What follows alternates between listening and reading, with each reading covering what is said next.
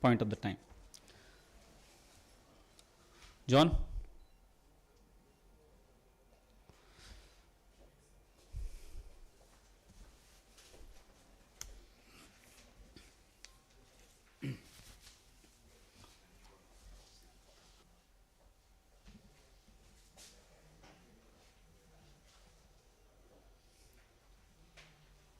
Yeah.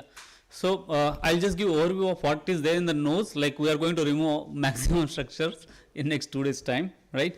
So as we all know, this is central skull base, and tomorrow we will focus on lateral skull base, right? So we'll focus on anatomy of the central skull base today. Various approaches which can be done endoscopically are like main approaches to the sella. This is the primary approach. No confusion, like no debates nowadays when we are approaching for pituitary or any cellular and supracellular region especially. So this is the first thing that we should know, and then there comes the extension of those approaches may be necessary for the pituitary on all other things.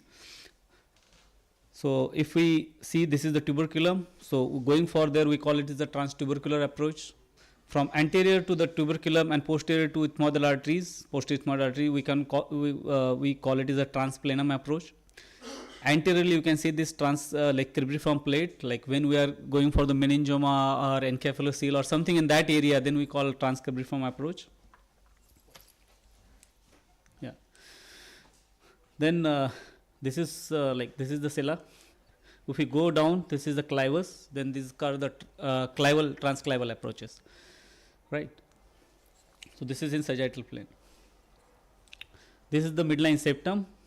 You can see that this is the cribriform plate, perpendicular plate of the ethmoid.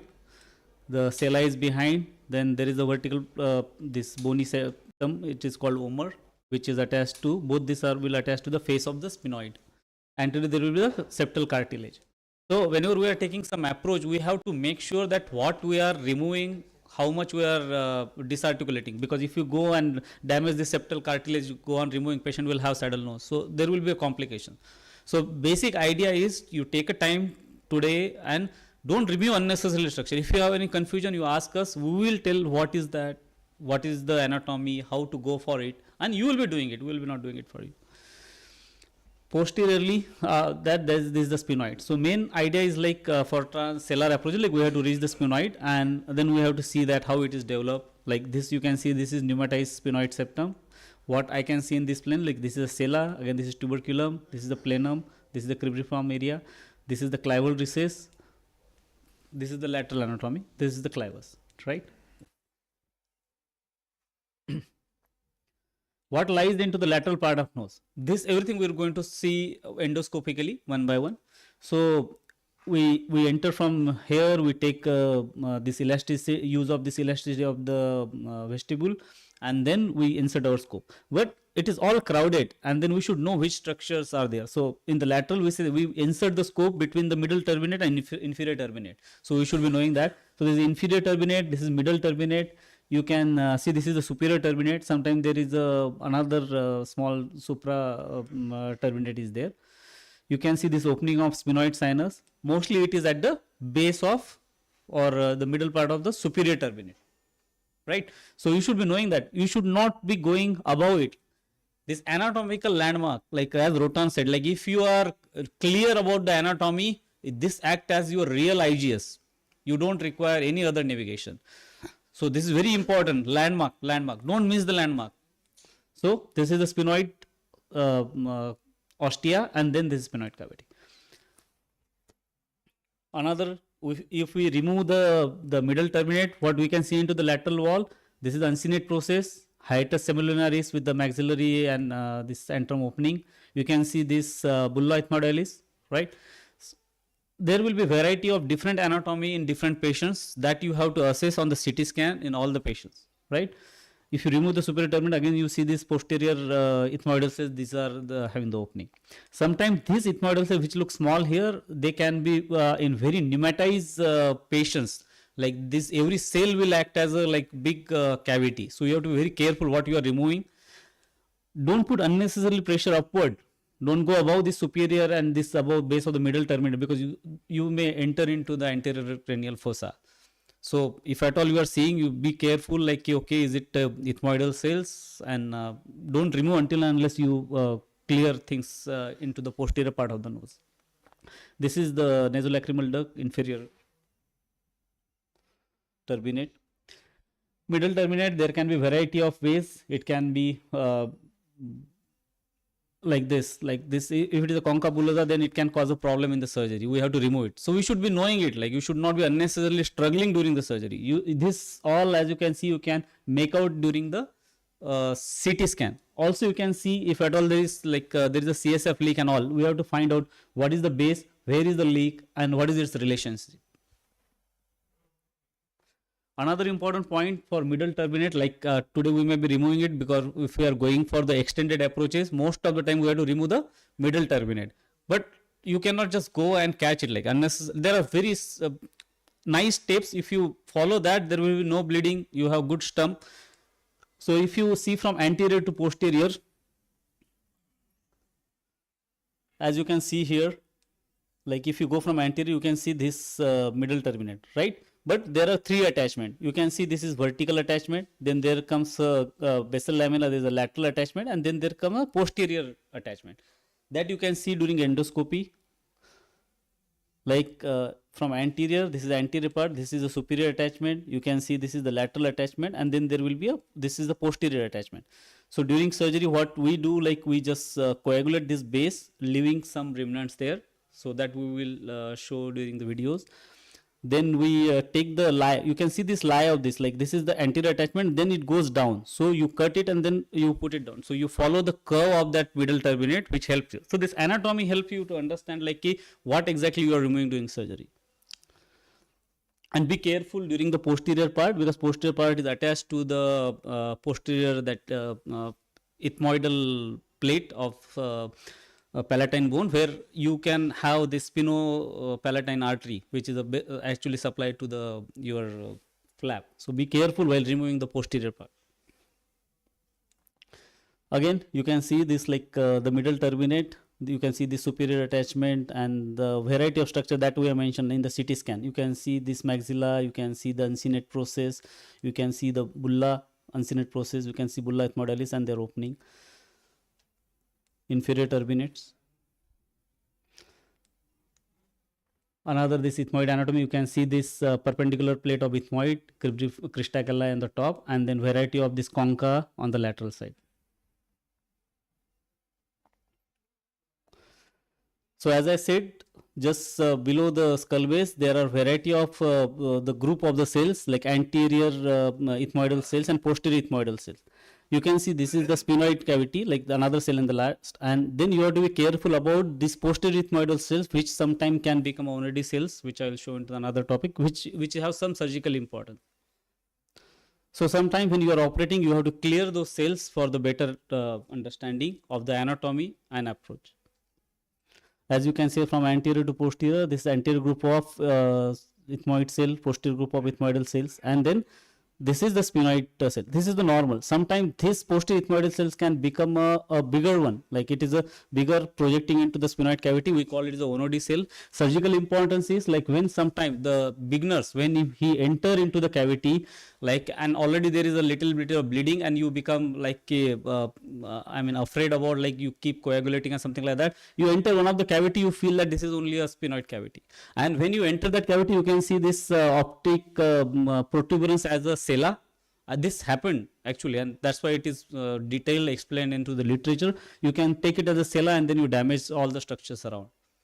So this without IGS and all things, this generally happen. Another thing is as you enter into the sphenoid sinus, so endoscopically we see this is the pituitary gland into the sella, but another important thing to understand that all things are very much crowded here. You can see that lateral this cavernous sinus, you can see this cavernous part of carotid artery. This is maybe horizontal inferior part, and then it is supraclinoidal part going inside. So we will have this detailed anatomy tomorrow while approaching for the transpterygoid and cavernous sinus approaches. But today, what you have to do, if you enter into the sella, you don't have to go unnecessarily laterally. You can enter into the cavernous sinus, and you can see this carotid, fifth nerve, abducens nerve, oculomotor nerve, these are jam packed there. So there is no error, right? So be careful, especially in cadavers, because I mean hardly there is any space. You have to take care of this landmark. Sometimes it is very well pneumatized. That's why for the beginners, we should choose a case which is very well pneumatized so that you can understand the structure. Otherwise, even in the IGS, for the beginner, it is difficult where to drill and how to drill. So if it is pneumatized, you can see the sella, clival recess. As you can see the pneumatized sinus, you can see the sella, clival recess. This is suprasellar recess. We can call it is a sulcus, tubercular recess or sulcus chiasmaticus, I mean where the chiasma is. So this is the area that you can make out. And the lateral pneumatization is there, then you can actually make out this lateral sphenoid recess. You can make out V2 nerve and all other structures. So it depends on pneumatization. If at all too pneumatized and you go laterally, you may enter into the middle cranial fossa, can damage the other structure and arteries also. As I said, like this is the development of the sphenoid cavity, how it happens. But this is like in the ideal, we should choose a case with a good pneumatized sinus. If it is there, then it's difficult to make out because every drilling can cause a problem. So this is the ideal. Even this we can do it. Another important thing is like the blood supply of the nasal cavity. As you can see from the top, like this is the posterior ethmoidal artery, anterior ethmoidal artery. You can see today in the cadavers, once you remove the ethmoidal cells, you can make out the posterior and anterior ethmoidal arteries while going for the transplanum approach. So unless you don't do it, don't damage it. Stick to the sella. Tomorrow we can reveal the structures to you. So again, as you can see in this cut, like this is the ophthalmic artery which is going posterior, anterior ethmoidal and posterior ethmoidal artery. This is ophthalmic artery. Most important thing is the sphenopalatine artery going into the septal artery. So this is important for the flap. This anatomy we'll see tomorrow in extended approaches. But today, if I have to focus, like this is the lateral wall, anterior and posterior ethmoidal will be coming from the top. But main pedicle you can see at the base of middle turbinate. The posterior edge of middle turbinate, there is a sphenopalatine foramen from where the sphenopalatine artery is coming. So that's why we'll removing the middle turbinate. If you damage too much posteriorly, you can damage the sphenopalatine artery. Another important part which is lies here, if you just coagulate little bit, while like if you are not raising a flap, if you coagulate little bit, it can just occlude for a moment. But if you don't coagulate properly, there are a lot of epistaxis can happen. Most of the cases of epistaxis, common factor is like this sphenopalatine artery bleeding, and it can be very troublesome. So make sure if you are not making a flap, at this base you coagulate it properly. Again, this blood supply for the septum. Sphenopalatine artery, as I said, like as you can see, this is the bony anatomy. You can see that it enters at this sphenopalatine artery inside just lateral to the choana, posterior to the middle turbinate, and which enter here and then supply the bony septum. So this is the choana, this is the sphenoid sinus like ostia. The important factor when we make a flap, that this like we take like sphenoid ostia as the one part. From here you take an anterior cut for the flap. You don't go below, because then if you coagulate, if you damage, there are chances that you can damage this stump of the sphenopalatine artery. So our first cut start from up and another cut we start from below, so that this area act as a pedicle for our flap. So this is very important. So whenever we are storing it, like you don't have to kink it so that the flap doesn't get devascularized. As I said, like this is a sphenoid ostia. You can see laterally. You start from that level and you go. So marginally it matches to the middle of the middle turbinate. You can say that. So you come anteriorly till the middle turbinate is there, and then from there you can go up. This area has olfactory fibers, so you should not go above that. That is one important factor. Second one is there are high chances that if you work above it, like you may enter into the anterior cranial fossa, bigger complications, right? So these two important things. But if you are expert, I mean, you should preserve this mucosa. You can take a more width of this flap anteriorly. You can go to the mucocutaneous junction if the flap is needed. And another part is like you can go to the junction of the septum and the floor. And for the extended flap, you can go much on the floor so that you have it, depending upon which case you are operating. You are operating meningioma, craniopharyngioma, do you need a flap for the clival cover? So according to you can tailor it. Like as I said, like you start from the ostia, don't go much up, don't go down. You don't have a pedicle, then it will become devascularized.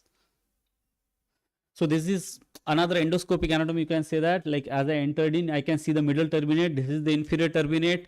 I go inside. This is the area. Generally have a access. You can go into the choana directly. From here, go into the choana. This is the lateral wall. You can see after going into the choana, most of the time it is jam pack. We do a super selective packing. You can see this choana, sphenoethmoidal recess. This is inferior part of middle turbinate. This is midline. It is the septum. This is choana. You can see this ischium tube, and this is nasopharynx, fossa nasolabial. You do a super selective packing, and you have this whole area opened up. The another anatomy then reveal itself. Like you can see, this is I mean, you can measure through your instrument that you are utilizing, which may be around 3 mm suction and all. So you can say that approximately it is around 1.5 centimeter, 1.15 to 1.5 centimeter. Don't go beyond that, because if you take a upcut, it is easily, it doesn't require force, you will enter into the anterocranial fossa. So you have to stay below it, right, and above this. So this is generally, if when you are taking a flap, this acts as your pedicle, and if you are not taking a flap, then you work below it, you coagulate this part, you make sure this is the lateral, this is the choana, this is the lateral portion. Here you will find in cadavers today also, you will find that there is a sphenoethmoidal artery. If at all you take a flap, you make sure that you coagulate well with the bipolar here so that it doesn't cast off lateral. So this is one important point. Sometimes if at all you cannot see the opening here in the sphenoid sinus, it can be occluded by the mucosa. You can see slimy tissue coming out in the, sometimes there can be bubble. So you have to make sure, if you can't make out, you can just stay just above it. You remove this mucosa. There will be a thin sphenoid sinus. If it is pneumatized, it's called sphenoid fontanelle. You can just break in, you can go into the sphenoid cavity and then can work. So again, like if we disarticulate this posterior septum, you can see this owl-eye appearance, which is generally mentioned, which so that you make it a binostril. Finally, into the sphenoid cavity, the anatomical landmarks, what you want to see it in pneumatized sinus. You can see this is the sella, just this is the clival recess, this is the clivus. You can see this, this was the face of sphenoid which was attached to here. There is like this never a midline septum. Actually, in most of the cases, like 70% of it will be a paramidline septum. So like here it is too much of lateral side. It is coming here, going into the carotid artery, and then going into the optic tubercle, right? So this is septum, and then you have optic protuberance, bilateral side. You have tuberculum sella. This is the planum here. Then you have medial OCR at this point, lateral OCR, it is not visible, but I mean, we'll demonstrate today. Then this is the carotid artery. So you will have this paraclival curves and then going inside. So your anatomy, like once, like why I'm asking you not to damage structure, because once you go step by step, you can see that this lateral OCR will correspond to this dural, proximal and distal dural links, and so that we can reveal you to you during the dissections. Similarly, various type of the septa that can be there, like there is no paramedian, this is too much lateral, this is midline. Another thing that I have mentioned, this is small video just like to show.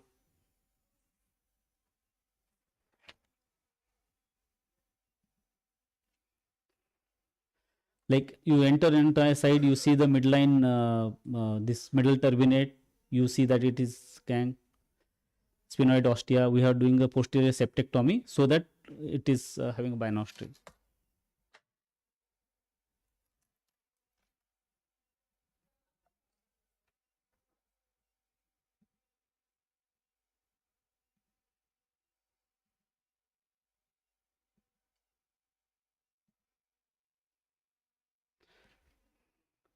So the best idea to go inside is like having a panoramic view. Use the ala as a fulcrum. Go inside systematically. Find out inferior turbinate, septum, middle turbinate. Go inside. Do supersedative packing. Normal patient. You can see that this is the sphenoethmoidal recess. This is ischium tube. This is nasopharynx. This was the middle turbinate. If we medialize it, medial fractured, you can see this uncinate process, bulla ethmodalis. These all structure necessary when you are going for the transpterygoid approaches. You come back, you coagulate the base, and then take the use of curve with the turbinectomy scissor. This is the posterior part. You have to keep some remnant and remove it. Rest of the flap and things like, Professor Deepak sir will cover. So this is regarding anatomy. Rest of the part of the anatomy, like we'll cover step by step as those approaches come, right? So any questions, or I'll request Professor Deepak sir to please proceed with his talk on approaches to the sella, endoscopic endonasal approaches to the sella.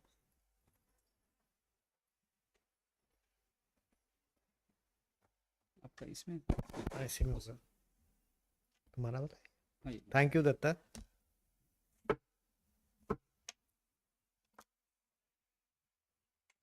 So I think Dr. Dattaraj gave an excellent presentation on the endoscopic anatomy, and because we are a heterogeneous group, we'll have to cover the basics of going into sella before we go on to advanced techniques. I think from we'll need to tweak the workshop a little bit from next time, that we screen the candidates so that we have basic separately and advanced separately, so we can dedicate more time.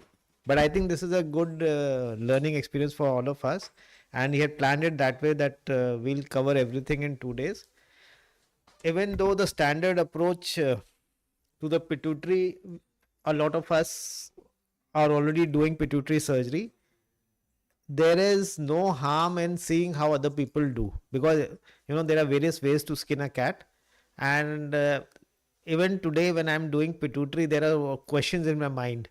And I think that is the reason we have invited, so we can have a discussion on this, and also ask Professor Avdesh how he does it. Because every person has their own, quirks on accessing the pituitary fossa. So I'll quickly go over it. I think we need to keep on time, so that by 10:30 or 11, we should be inside the cadaveric lab giving the master session out here. So just a minute. So first thing I want to show you is that it is not the panacea endoscopic. It is minimally invasive but maximally destructive. So you have to be very aware of everything.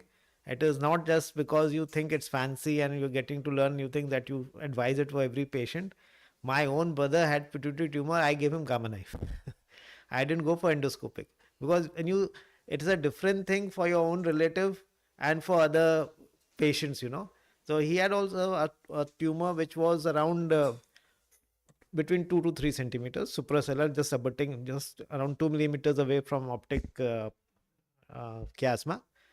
And I knew that there's a risk of everything. Despite destructive, there's a 10% risk of CSF leak, all these things. And that actually haunts you, because you don't have a perfect surgery for anything. So then I decided, and thankfully 15 years down the line, he's doing well. So keep that in mind. Having said that, you need to be, this is for all the people who are starting out, limited experience. I think microscopic is one of the best ways of learning pituitary surgery. And in this whole thing, we'll be obviously talking about binostril two-surgeon technique. And important pre-op consideration, for everyone, even for experienced neurosurgeons, we have seen, and there are a lot of times, because you will not get to know about your own complications that soon, other people will get to know. We keep getting cases operated outside by other neurosurgeons or ENT surgeons, in which by mistake they have gone on one side of the midline septa. So they have removed tumor to the best of their ability, and because they were on one side, because of whatever reason, rest of the tumor is still there, which we got to know later, and patient has come to us now. So this happens frequently, not infrequently, and that is why always you should have a pre-op evaluation to see where the midline septa is, and always if the septum is deviated, as we know, the septum will point towards that ipsilateral carotid artery. So it is always leading to that carotid artery on that side. Position. Now there are various ways people describe position. Important things to is you should have bolsters at the hip and knees to enable mild flexion. We fix the head on the Mayfield clamp, and that reason I will tell you is that way we have control over the patient. So it's always fixed, and there is a minimal tilt. Now you have to understand that when you are having the head in flexion, the more you flex the head downwards, the more anteriorly you will go. The more you extend the head, the more posteriorly you will go. So if you want to go towards a lesion which is towards the clivus, you will want to extend. If you want to go towards sellar, you will keep it in minimal flexion. This is one of the most common mistakes, because when you enter, you're gone somewhere, you're lost and you panic. So important thing, because what happens many a time, we tell our resident, please position the patient. They position without knowing the the pros and cons, and when you enter, you have problems. Also, as I showed you, this is the positioning. Always the surgeon, the primary surgeon stands, if you're a right-handed, you will stand out here. And the second assistant is here. There's a third assistant who's actually holding the scope while you're operating. So that assistant is always closer to the head. The monitor is here or here, and anesthesia workstation is here. So this is a standard endoscopic platform, or the layout in a OT. Endoscopic preparation, we always start with 0 degrees. 0 degrees is the most comfortable, and 90% of the surgery will be done with 0 degree endoscope. Ensure that all the tubes are tied together. So you first put in the camera, you cover it with the sleeve. You then connect the light source, which is already sterile.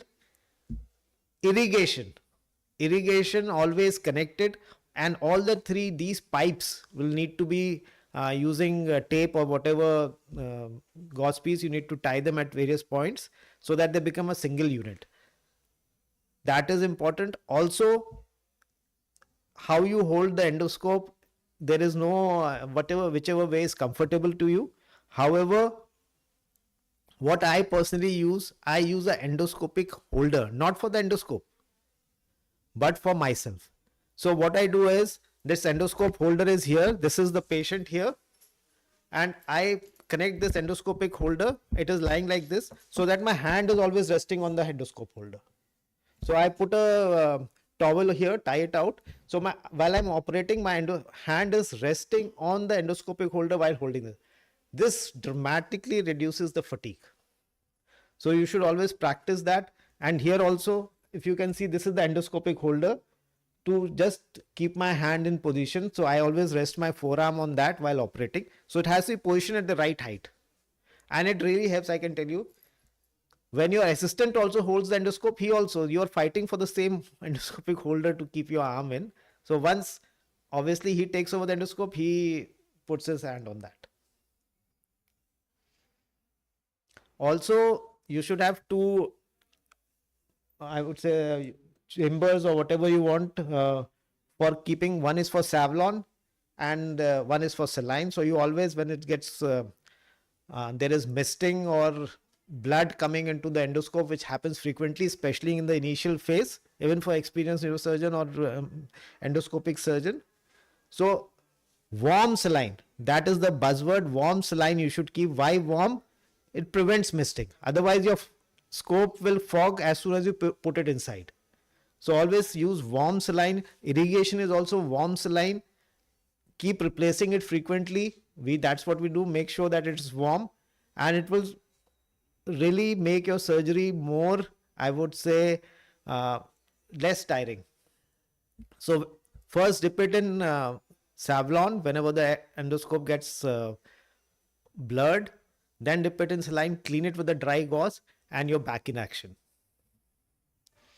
So nasal preparation, we use this 1:1000 or 1:2000 adrenaline or adrenaline cotton patties. We put them inside, and using microbiopsy forceps, and After putting them, we put them between the medial turbinate and the nasal septum and push them in between the medial turbinate and the superior turbinate also, right up to the choana. This is important. You pack them on bilaterally. Keep it packed for at least 5 minutes by the clock. Take it out, again pack it, another 5 minutes. So this really helps in decreasing the vascularity. Everything becomes very nice and clean. Anesthetists sometimes jump around that patient is hypertensive, we don't want too much adrenaline. You still, as little has been allowed, you please do it with that. That will help you in opening up the field and decrease the stress associated with the surgery. Now, as Datta has very nicely previously explained, there are 3 stages: nasal stage, sphenoidal stage, and sellar stage. You have to do everything is like mathematics in this endoscope thing. You have to do the stepwise process to reach the final answer to your equation. And once you get the hang of it, it is very simple. I would call myself not an expert in endoscopy. I'm still learning, and it's always better to learn from a beginner than from an expert, because the expert forgets a lot of things to tell because he thinks everything is already known. So I have made my slides accordingly, because these are the things which, when you start off, you have problems in thinking. A lot of things people take for granted, which for a beginner or a person is not even aware what is to be done. So the nasal stage, what instrument would you use? So obviously we have to have the Freyr's dissector. That is important. There are 2 types. There's a thin type and a more wide Freyr's dissector. You can use either of them. Most important. The second is obviously the suction. So suction, you should have a long suction, 10 or 12 number suction, and the monopolar. The monopolar we use is the long tip one, and it should be insulated right up to the tip. So you add an additional tube, cut any tubing and IV tubing and put over it, so that only the tip is exposed. This is the 3 critical things you require. So we identify the middle turbinate. I think Datta showed you, and we'll show it in the demo. So as you can see, this is the middle, then we go to, this is inferior, then we go to middle. What you see here is the middle, then you go inside. Now what happens most commonly, I see initially when you start doing, this is the superior, you panic. There's so many crevices, you don't know where it is. There is what we call as the most important landmark is the big hole inside, and this big hole inside is the choana. The choana is your reference point. For every surgery you need a reference point. Here the choana is the reference point. The middle turbinate, this is the midline. This is middle turbinate. You have to, and this is the choana out here, you can see. You have to lateralize the middle turbinate. So again, the Freyr's dissector is the only instrument you use to push it. If it is not getting pushed for whatever reason, you can fracture it. Ideally, you should not remove it. For standard pituitary surgery, it is required to remove. Some surgeons routinely remove it just to expose the field, but I have never, in my limited experience, removed it for accessing the sella. And I think Dr. Avdesh would also agree on this. So I'll go on to the next. Hadad valve also, Datta said, I will just give you the practical tips. I initially started because what people showed, that what we learned. I used a knife and I tried to, it used to bleed. There was a lot of problems. I switched over to monopolar cautery. Beautiful, no problem, no fuss. You start your incision, as I will show you soon here. You go to the choana.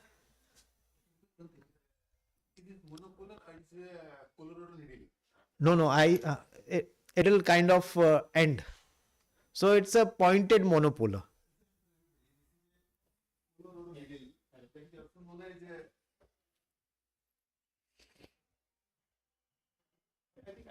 You are audible. You use this needle, coronal needle, and you make the flap with this. This has significantly reduced the bleeding. there is less amount of charring, as well as this avoids nasal packing also, which is very discomfort for the patient. So I advise all of you to use this needle for this purpose. If you do not have this needle, there is no problem. You can use any monopolar, just make it bend, and you can use that instead of that needle. You can use a standard monopolar. You can use the standard monopolar also, but that is straight only. We have to make a little bend. Standard monopolar, there is more amount of charring, more amount of tissue loss, but in Colorado there will be less.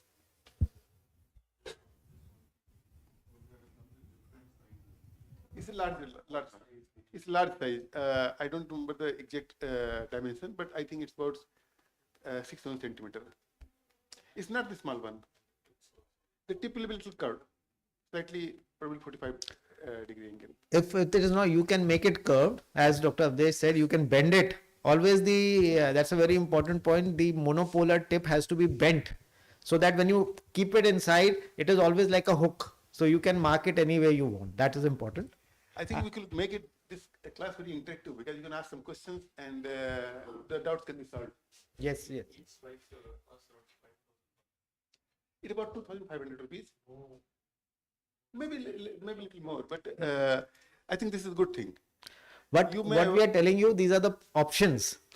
If there is an option, you can use the standard monopolar, bend it, and you can do it. You can use a knife. There is no problem, whichever. Point is, we are sharing things like now some people are doing it. Like, see, when people start it and then you reach at the expertise, there are a variety of instruments available. So, but we are trying to say that there is an option, second, third, fourth available. Yes. If at all Colorado is not there, then what will be the next? So, we are just trying to cover things up as we proceed from the basics. Then you will actually definitely go on to advanced kind of stuff. These are the very basic steps to start with.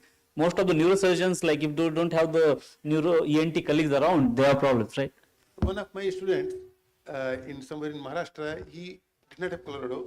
So what he did, he took a small pointed dissector and used this instead of Colorado.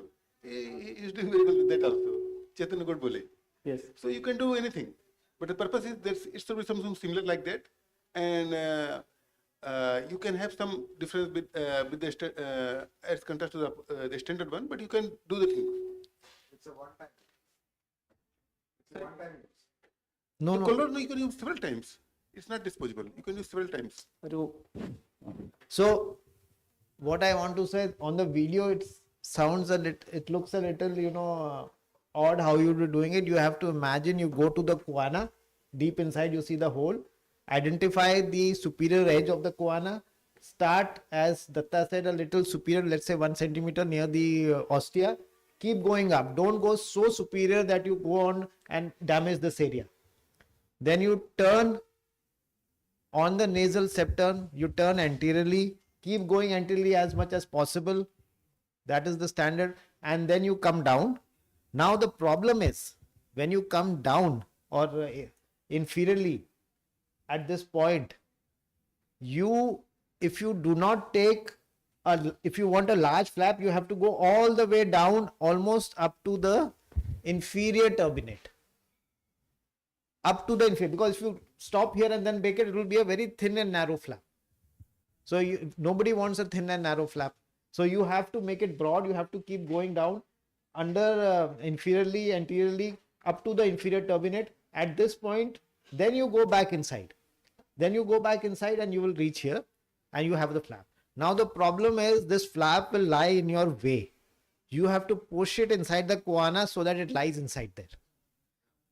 How do you put it there? Because if this flap has not been dissected out properly, you will not be able to free it. Again, the Freyer's dissector is very important to free it all around after you coagulated it, cut it with the monopolar, and make sure that this is narrow enough so that you can remove it and push it down on the edge out here into the choana. I hope I'm clear on this. We'll show you on the video, in the demonstration. So now, after we have exposed the nasal stage is over, we have exposed the choana we are seeing, we have exposed the bone out here. Now the only problem is, I think I missed a slide. No, I'm okay.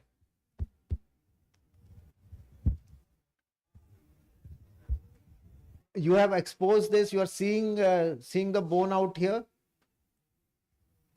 This artery is obviously under the flap. You don't have to do too much unless you want to coagulate. You have not raised the flap, then you will obviously need to coagulate it. You see the sphenoidal ostia, which is this is the area which we raise the flap. You see the ostia, and then you go to the opposite side. So your nasal stage ends for this only on one side. For the opposite side, you have to take a decision. Do you want to raise a Hadad flap on the opposite side also?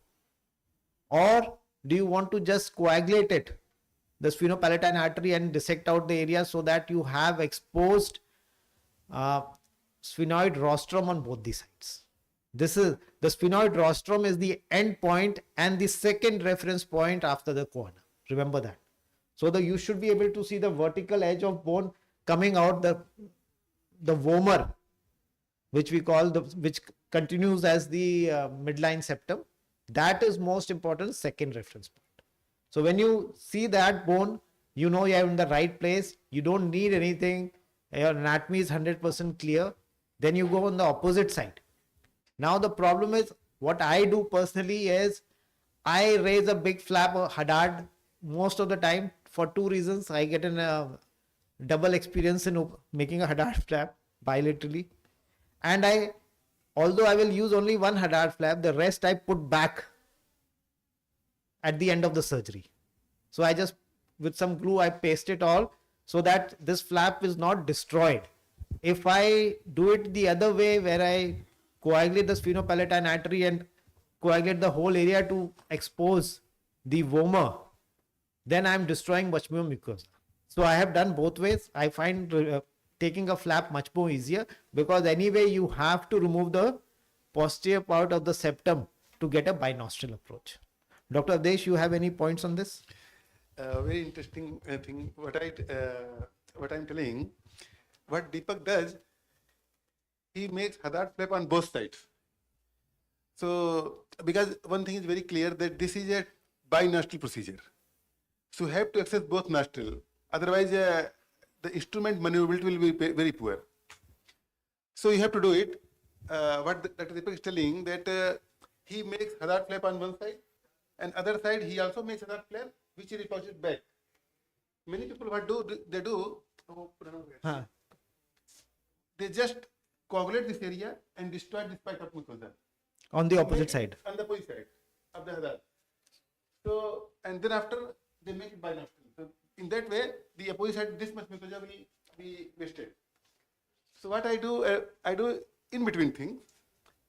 Practically speaking, we do not require Hadad flap in the standard pituitary tumor. It's not required in our personal experience. Hadad flap is only required when you are going to do extended procedure, number one, or in those pituitary tumors which where you feel that third ventricle is going to get opened, which most of the time not, and there will be high flow leak because the ventricle gets open in the nasal cavity. So only in those two conditions Hadad flap is required. Otherwise, we don't raise Hadad flap in extended pituitary tumors. But yes, we make a small nasal flap, septal flap in those situations. One small nasal flap, septal flap most of the time on the right side and left side, and on the right side we make a standard cut of a Hadad, small nasal septal flap, the upper cut and the interior cut, not the lower cut. We just turn it and keep in the corner, and after surgery is over, we put it back. So by that way, the lower incision of the Hadad or nasal septal flap is not made. In case if you need it, sometime you may need it to cover the defect bit. You can make an incision, lower incision and put it back. Otherwise, most of cases not required. Confident, nice Hadad flap, because initially when you do, you'll find it's very narrow stem. It is not good. It will take you 3-4 times to even get the understanding that how I get a large Hadad where I can put it there and make sure that it works every time. So that when a complicated case comes, you are ready with your bilateral Hadads. So this is my way of doing, and yes, that is what You I can also call that reserve or screw flap also. You keep it reserved. So after we have done the Hadad, you start searching for the sphenoid ostia. That is your reference point. Sometimes you find it, sometimes you have 50-50 chance. So you don't bother. You just go 1 centimeter to 1.5 centimeters superiorly. Koana you seeing, you just go superiorly, medially and superiorly 1.1 to 1.5 and try to crack it again with your Freyr's dissector. The thin Freyr's dissector, try to crack. The bone is always soft, always you will crack it. There is nothing there and you will enter the sphenoid ostia. So now you have a hole which you have made or broken or increased, whatever you might say, or there was a real ostia there. Now you have access to it. And Dr. Deepak, एक चीज, अगर आपको sphenoid ostia नहीं मिल रहा है during the before you make Hadad flap, you have to search it. अगर नहीं, if you are not able to get it, just put a adrenaline sort gauge where you think that that place there can be sphenoid ostia. Put it after 1 minute. The mucosa decongested, you may see ostia. Sometimes still you are not able to see it. Just take a probe, and at the expected point, you just manipulate it. You will get the ostia because there's sometimes mucosal hypertrophy or mucosa is thick, so you may not see it. But this technique I have found is useful. And without seeing the sphenoid ostia or without locating it, if you proceed, sometimes it may be dangerous because you may go more anterior and open the skull base rather than going to the sella. Particularly in the situation when the landmarks are not very clear.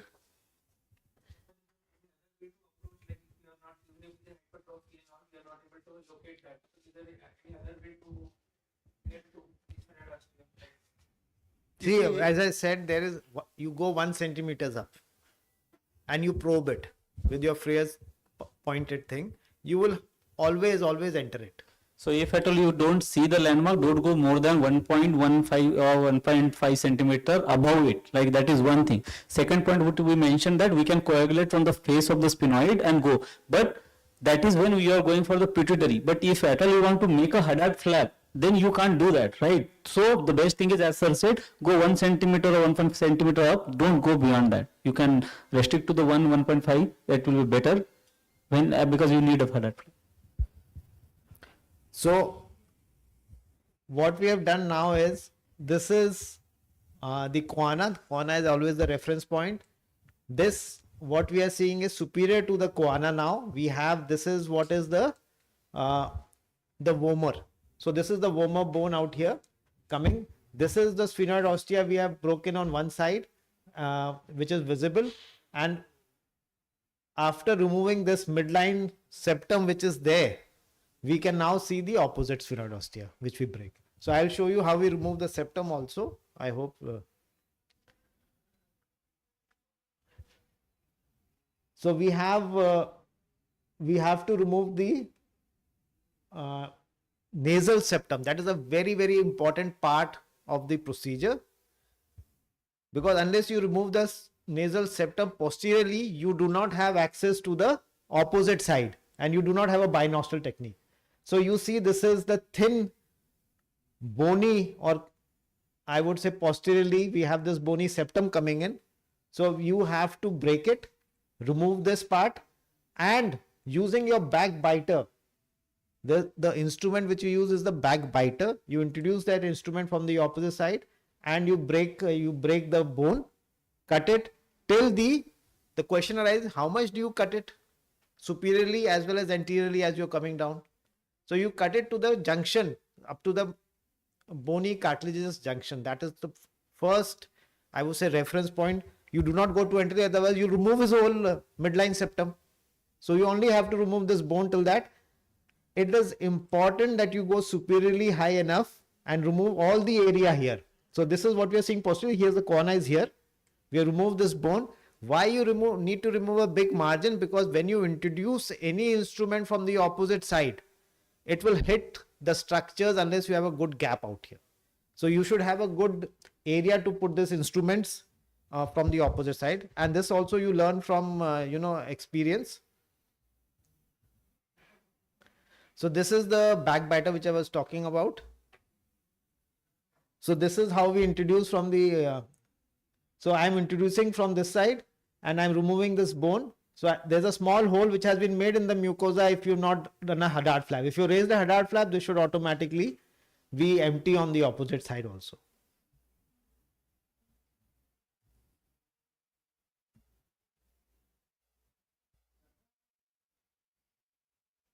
Now we have removed the bony septum. We have access to the rostrum, and we have the ostia superiorly. That's what we talked about.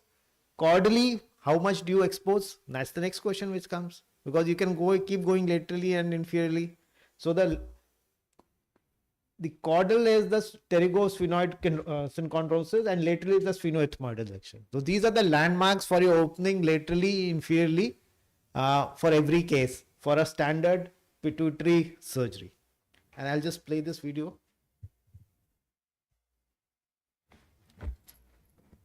So now you are seeing here, we have this. This is the rostrum. That is one ostia, that is the other ostia. We have this view. The instrument has been now getting in from both the sides, and we are just exposing all this mucosa we are removing so that we have a good view of the rostrum. This is inferior, this is superior. Once we have that, you have to put your, these are the down cutting. We have the up cutting which everybody is used to.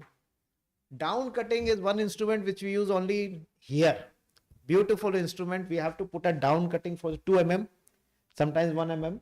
So down cutting we introduce here, and down cut it to come up to the as inferiorly as to the pterygosphenoid synchondrosis. We do it bilaterally.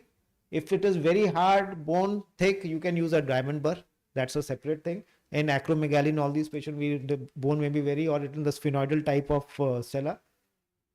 Also, you can use the large punch biopsy forceps to remove it. So this whole piece of bone can come out as one piece also. Once you have removed from both sides, obviously you will use the up cutting to go from here to midline on both sides, down cutting to go from here to midline and remove it up. So it's a destructive kind of a thing.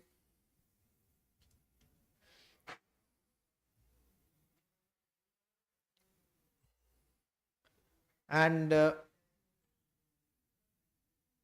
me see.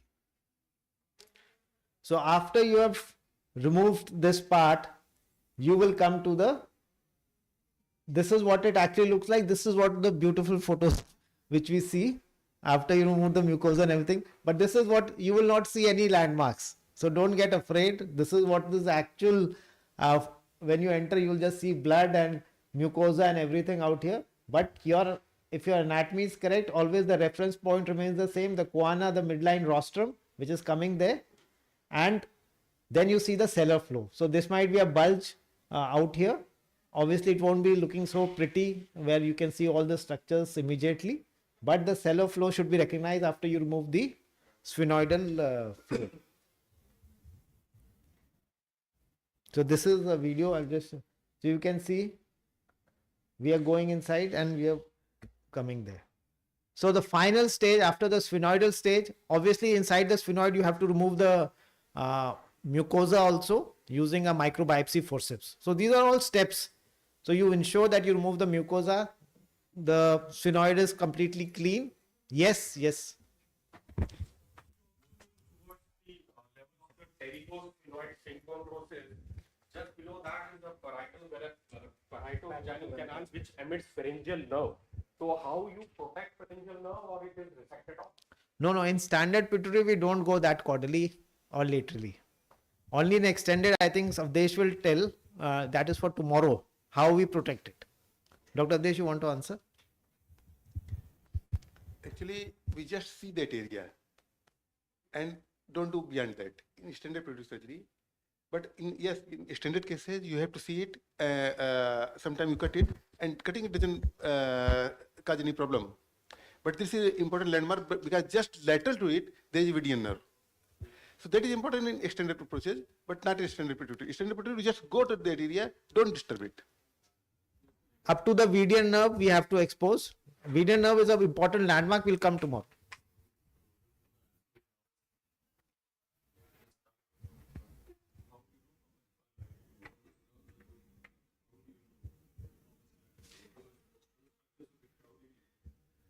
You will This is in what, the sphenoid you're talking about?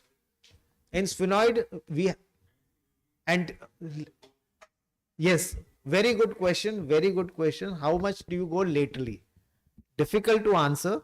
What I can tell you is, if the septum is not midline, and most of the time it is never midline, the sphenoidal septum, which is I think he's asking the sphenoid face, Huh? not inside the sphenoid. So Outside in the outside sphenoid. the sphenoid, when once you see the both ouli appearance, how much laterally you No, the owl is the lateral part. Yes, owl is the lateral edges. So you do not extend lateral to the sphenoid ostia. That is your lateral limits. You're always going medial, inferiorly and medially downwards, and you're connecting the two sphenoid ostia superiorly. That's it. Below you go down up to the midline, connecting them, you take out the whole sphenoid ostia. Up to the, you have to identify the the synchondrosis. That is your landmark, caudally. There's a suture you see. We'll show you the suture. So many of the small points, practical points, will be very difficult to visualize 3D anatomy in the images, because if you keep imaging here, then you won't do into the. No, these are all cadaver. excellent questions, yeah. because these we all. Yes, Anand. Yes, I'll answer that. So first is outside. When you expose the choana, now you remove the mucosa, you have see the choana bony margin, as we showed you, it's very nice. Laterally, when you expose the choana laterally, the first thing which will come is this suture, the synchondrosis. This is your lateral limit. You should not go beyond that, because if you go beyond that, you are going in the extended approach. The carotid artery might be there.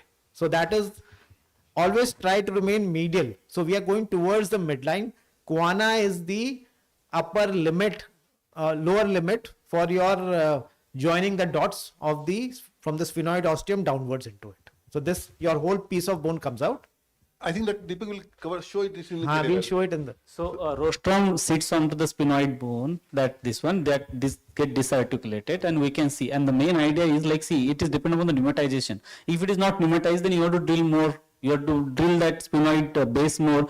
Main idea is, you should be seeing the sella. If I see that sella, my two instruments should be below that edge, because I am operating with the two instrument. If I have two instrument space below that clival recess, it helps me to operate into that area. That is your ideal exposure needed. You don't have to remove everything, only needed space for your instrumentation, so that you can play around. So after that, we come to Dr. Anand's question. We have entered now. We have entered here. We have drilled whatever bone is projecting out, and we see this structure. So now we have choana here, we have the sellar floor here, this is the real view, and we have all these bony things coming, spicules coming out all over the place. You zoom in, you can see the sella, you can see the medial opticocarotid recess, the lateral optico, if you try and see it. Now how lateral should you go? Obviously, if you are doing a sellar surgery, you don't need to go lateral than the sellar itself. That is important. So your margins for standard pituitary are the sella. Only in certain cases you may go more anteriorly. That is again extended endoscopic surgery. So classical endoscopy surgery will not exceed the boundaries of the sella inside the sphenoid sinus. When you open up the sphenoid sinus, the floor you are seeing all these structures. Here you will not go beyond the limits of the sella. That is today's teaching. Tomorrow we'll teach you how to go beyond the limits of the sella. Yeah, sir has shown that diagram, 4 blue lines. I mean, you will have anterior and posterior intercavernous sinus, and bilaterally there will be cavernous sinus. Am I clear in this? Sir, actually identifying whole cells sometimes become difficult. How much sphenoid you should remove? Sphenoid we have told. Sphenoid is from the ostia to ostia. That's it. Nothing more than that. Then you go inside, try and identify the cell. As soon as you go in, you will see a projection. If you don't see a projection, then you have to be on the midline, try and identify the other structures like the optocarotid recess, medial and lateral. From that, you will identify the sella. Any tumor, if it's a sellar tumor, we are approaching it sellar tumor, the sella should be bulging. So if it is not bulging, there is something else you're trying to achieve. Without a bulging sella, then you have to be very careful. Then maybe you are wanting to do an extended endoscopic approach to reach that. So in most of the cases, yes. So when you're talking working on canal going laterally, do you a Doppler there to be more safe and not get into IC? Routinely, we do not recommend. Frankly, because most of the places will not have a carotid Doppler. We at AIMS have it, some places have it. And if you are in doubt, there is no harm using it. But if you are using, you have to see the pre-op MRI imaging, assess where are the carotids in relation to the sella. Even in kissing carotids and everything, they are not here. The kissing carotids are in the sphenoid where the midline septum inside is going. So, take home message is, sella itself is a clean, there is no problem.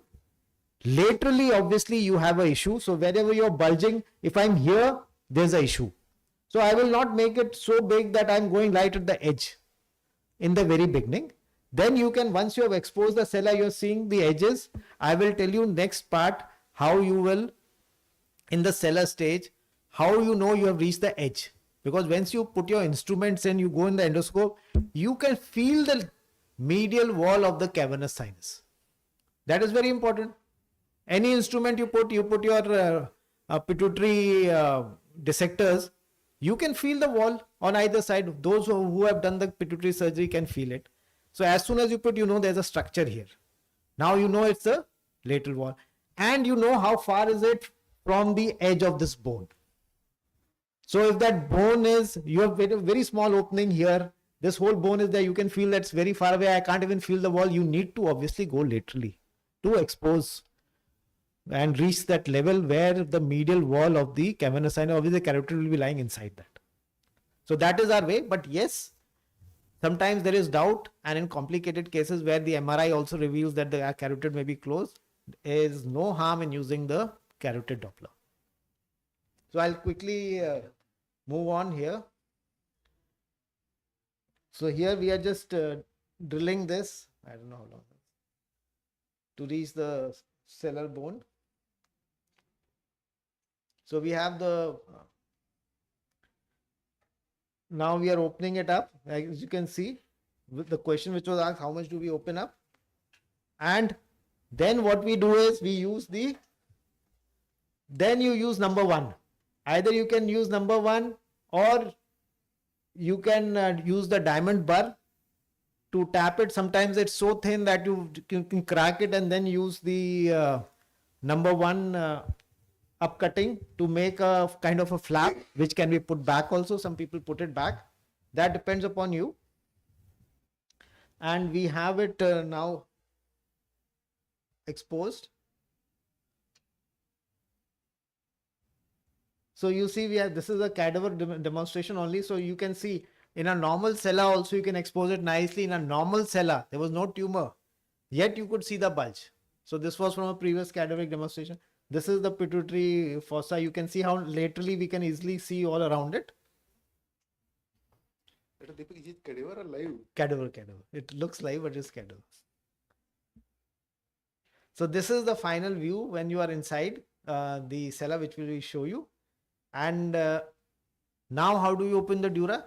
For dura, obviously, that is, you start from here, you use the dural knife, which is a different kind of a knife, pituitary endoscopic knife. And you start from the midline, go laterally always. Don't start, from laterally to midline you go. Never from midline to laterally. Because your knife may go and cut the cavernous sinus or the carotid. So always from lateral to medial, from both sides you go. Then you decide the flap, you can make it like this or you can make it a single line out here. This part is always left closed, as we all know, so that the anterior tumor does not fall. So this is, I think, standard as we do in microsurgery. There is no difference. Once you reach the sella, everything is the same. And at the end, you can start using change the endoscope to 30-degree endoscope to remove the residual tumor.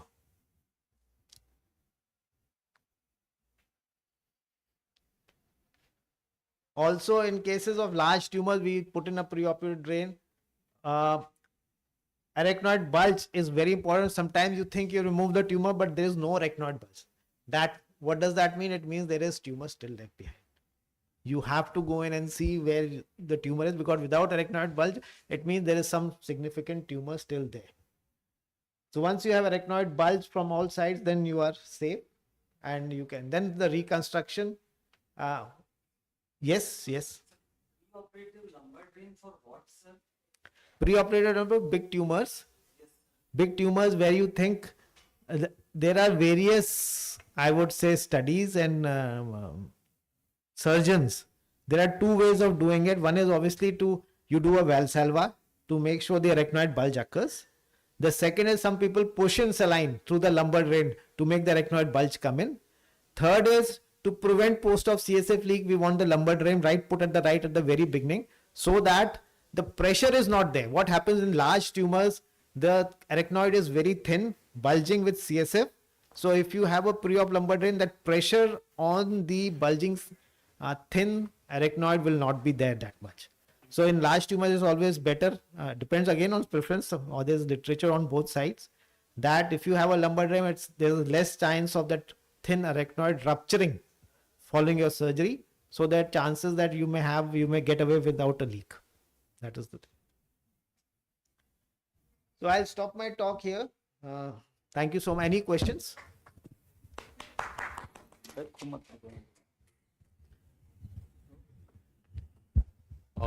So for the beginner, the main issue is how to identify you reach the anterior phase of the pituitary gland with the adenoma tissue. Now the ICG indocyanine green is coming up in a big way with special scopes and camera, which is very useful also in doing microadenoma in Cushing disease. For clear identification, we can avoid a post-op DI function. So what is your take-home message to the beginners, whether it should be used in the initial stage or not? See, I must introduce him. He's from Karlsruhe, and he is one person in this group, although he's a non-medico. He's an engineer by profession. He has stunning knowledge of the anatomy, and he is actually called as invited speaker all across the world. We are not talking about India, all across the world, as an invited speaker to give talks on endoscopic surgery. So he has enhanced his skill level coming from a non-medical background. Imagine an engineer. He was heading Karlsruhe's operations, I think, where, sir? Southeast Asia. All across. And he goes and gives talks to major workshops as a speaker, not from the Karlsruhe side, but as just as. So people don't understand that how he can be so good. And I think that is his own way of learning through all the cadaveric demonstration where they're supplying the equipment and learning from each workshop. So it's been almost 20 years, I think, 20 years in this business. So to answer it very shortly, yes, technology has a role. If you sell your advanced endoscope, which has all this fluorescein and everything, yes, everything helps. Every small bit helps. Finally, patient, we are improving our skill set by a percentage point, let's say every year or something. So it is very easy to go from 0 to 80 or 90. Extremely difficult from going 90 to 100. That takes decades. So if technology can come to that help and shorten that duration to go from 70, 80 to 90 or 95, I think we are all for it. And these are technology, fluorescein, but they're all expensive stuff. But we should be aware. So I suppose you will be having a demo here today. No, today, tomorrow. But for ENTs, it comes in a big boom, because once you harvest the dart flap, passing nasal pharynx for 3.5 hours during a craniopharyngoma, we are not sure whether the branches of sphenopalatine artery have been compromised or not. So they use ICD to ensure that there is a real-time flap perfusion assessment, so that both the body and the pedicle of the flap is aligned. So it gives you a sound sleep in the night.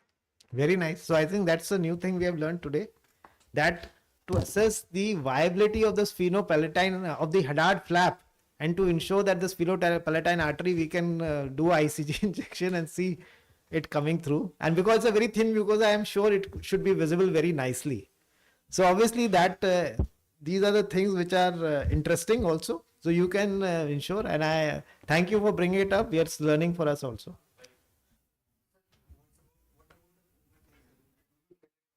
Yes, I drill it. It's a very good question. Vomer. The problem is, if you do not drill the vomer, your instrument will hit So you should always drill the vomer down towards the clivus as much as possible, so that this instrument, finally your instruments have to reach that space. If they're hitting against the vomer in the way of getting into the sella, obviously you have not done a good job in exposure. So you need to drill it down as much as possible so all your instruments go in nicely. In the starting, does it hinder if we remove it? For me, sir, it has happened twice or thrice that because of that we have lost the anatomical. Yes. Yes. So what I would say, yes, as micro neurosurgeons, we were always taught that the vomer is the reference point. It is the midline, and it should be saved little bit so that we can see what is happening, you know, where we are anatomically, because we just have the X-ray. There is no endoscope in micro neurosurgery. In endoscope, what happens is you have another reference point, which is the choana. So when you have the choana, you can always go back and see where is the choana, and the round shape you can make a 12 o'clock choana. So 12 o'clock choana is always the midline. There is no question about it. So you can remove it in impunity, the vomer, come back to your choana and see always. That's a good question for a beginner. You know, we have all that. These are the all issues which we face when you start doing it. That if you remove the vomer, where is your reference? So you have to, then you see that this is the choana 12 o'clock. I know this is the. Yeah, and another point, like after removing some of the sphenoid face, you can see the structure inside the sphenoid cavity. So you will come to know the sella, carotid bulges and all. So once you have that in the mind, and then after removal of everything, like Much later. Carotid bulges, all this, it takes a lot of time to understand, to really make out that these are the carotid bulges, and this is the exact sella and everything. So to be in, you be 100% sure where you are. The choana or the vomer is the only reference. yes, yes. So I mean to say, I was added point added. So it started from back, coming back here, looking at the, if at all you have removed the turbinate, then at the lateral, then go into the midline, as sir said, choana, go above it, then that vomer, and then inside. So there are landmarks at every stage, as millimeter you go inside. Yeah. Moreover, you have to keep the things in anatomical position, like in midline, like both active photograph and everything in the anatomical position. Many surgeons, what they do, they keep the scope like this and things look like this in the monitor. It should not be done. Everything should be in anatomical position, just to avoid confusion. Yes, yes. We are here to learn from each other, and it's a. Dr. Adesh is bringing a very important point which I did not mention, that always you should recheck your scope. You know that the scope orientation, 12 o'clock of your scope points to the 12 o'clock of the nose in the direction. So it is not that while you're operating, the scope keeps turning, and if in the initial phases you might get disoriented. So always recheck. Their scope is a bang 12 o'clock. Yes, Dr. Shashu. Welcome. When the camera button says the screen, then the orientation is proper. Is it proper? Absolutely, absolutely. So that should be your guiding principle, that the camera button should always face the screen. Yeah, and one trick into that, I mean, see, one of the most important point, like facing a button, like surgery start with that, assistants keep guiding on that. So what people do sometime, like the trick into this, if you are positioning patient like this and your screen is there, right? So I mean, your screen should be on the head end of the patient. So if the head, like if it is tilted a little bit on the left side and slightly rotated, so your screen should be just on the head side of the patient, and then that can act as the indirect way of putting that camera button on the screen, so that you are sure that you are seeing that. But most of the time what happen, like assistant like shifting things here and there, they shift the scope. So patient's head lies here, sometimes your screen lies there or this side, then it becomes difficult. So this point which is mentioned in the literature, that the screen, this button should be pointing toward the screen, that means screen should be on the head end. So this is one most important point. So indirect way of making things, because once you cover, you don't know the nose and head. So that. For ergonomics, like the table height should be adjusted so that the elbow is at 90 degree and should be right by the body, so that it is always supported and you don't tire out during surgery. And the other thing, as he mentioned always, that it should be, the screen should be directly in your line of sight, so that you don't have to turn your head to look. And ideally there should be 2 screens for the assistant also and for the surgeon also, but most setups can't afford that 2 screens. So the compromise is that the main surgeon should have always a screen pointing towards directly in his line of vision. So that's how. Any comments? Dr. Shwashat had told very important point. You have to be very comfortable, and your assistant should also be very comfortable. If there is any problem, then you may likely to have bad outcome. So very important that you should keep table like this, and your hand should not be like this. You should not be operating like this. You should be operating like this. Otherwise, you will get tired. You should not stand like this. Rather, you should stand like this. It will make more comfortable. So the height should be adjustment. The hand should be adjusted. The hand should not be like this. It should be like this. Okay. Similarly, Dr. Deepak uses endoscope holder. We never use endoscope holder for our pituitary surgery. So the assistant should also be stand like this and hold the scope in both hands. And this will also, the hand should be erected. And it should not be like this, it should be like this. Okay. So these are the small tips which make you comfortable. And comfort is very important in surgery. If you are not comfortable, then there will be problem. So the comfort is very important, particularly extended cases, because it's long hour surgery, like we operate craniopharyngioma, clargotrauma and all. So what personally we do in our center, after boning work, we take break. The assistant also takes breaks. We also consider him as a human being, which center don't consider. So they take break, and then after we come back again, and you believe me, the results are marvelous. So this is very important. The comfort, the ergonomics, it should not be underrated. Yeah, thank you very much. Very nice points. Yeah. We explained the extent of sphenoidotomy. You said you need to identify the sphenoid ostia on one side, and the cranial extent is one ostia to the other ostia. Yes. And then lateral extent, you said you don't have to go perpendicular, you need to go a little angulated towards the choana, you said. Yes, to medially. Medially, but Yes. how much, no, we need to, the angulation has to be, because I will show you. So we call it the shoulder osteotomy while opening the sphenoid. अरे वो sir का screen, sir का screen.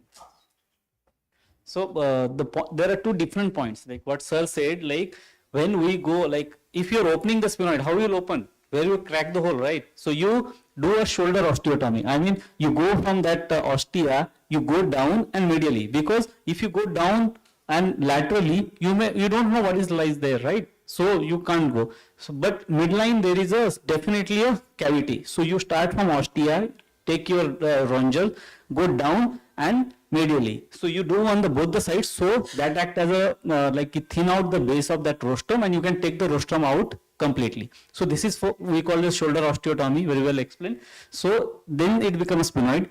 Then lateral extent, as sir said, if you see the sphenoid ostia up, you do under vision how much is necessary. So sir can explain it. See, this is ostia on one side, this is ostia on side. This is the actual vision you will. You will not see something like this. You will see something like this. This is the vomer. So, choana is somewhere here. Am I clear on everything? So when you start taking it out, you go medially like this. There will be a big block of bone here, which is the vomer coming in. You go inferiorly. You don't. That depends upon you. I usually go when I start. I break the angle gradually towards the midline. Break it here, start breaking it here, same here, so it becomes a C. I don't have to go right down to the corner. That's up to you, and I want to open the space to see it better. That's all. So inferiorly, you don't need to go down as much as possible. You just need to open this space. Once you open it, maybe the sella is right there. Then you start deciding, because this bulge of bone which you have not removed is still in your way. So then you have to decide whether your instruments are coming in nicely or not. The only, I would say, limiting factor is the instruments. So if you feel the instruments are not going in properly, you drill or remove more bone so that your instruments have unhindered access to the cell. So that is the limiting. Yeah. So it is for instrumentation, believe me, not for visualization. Visualization, you can see anything. So another way, if I explain, if this is your like sphenoid face is open and this is sella, your instrument will this will be getting stuck into that place and you cannot move. This is a microneurosurgery. Actually, we call it the endoscopic, but like long instrument, we are doing the microneurosurgery. So you need a precision of the same as you do in the microsurgery. So you do a sphenoid face, you remove so much so that you have two instrument placed so that you can play around. So this is the sella. So at most, sometimes very pneumatized sphenoid sinus, you can see whole middle cranial fossa which is exposed. You don't go on removing all those things. You only remove the place where you can expose the sella and cavernous sinus, you can visualize and you can mobilize with the instrument. That's it. Okay, Datta, we are running late. Yes. So we are already 11. So because we want to show the demo and we want maximum hands-on time for all of you. So I think we quickly. So this is like will be a very smooth. I mean, it's like I invite Professor Avdesh sir for his talk on orbital approaches. So this is just like sella and extension of thing like how you reach the orbit, medial orbital lesion, so that we can cover these topics in this 2 days time.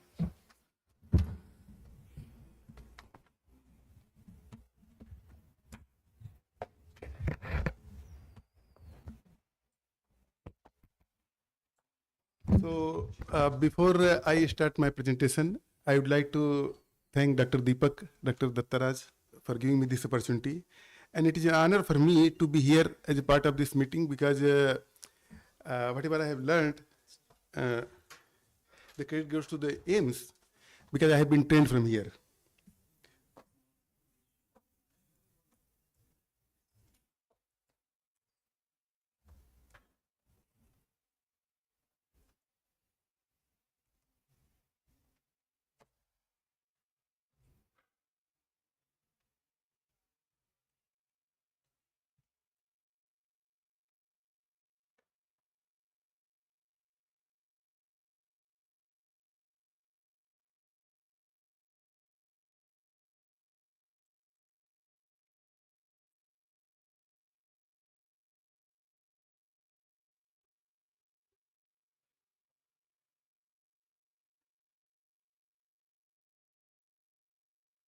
So I'll go and talk about endoscopic endonasal approach for the orbital lesions.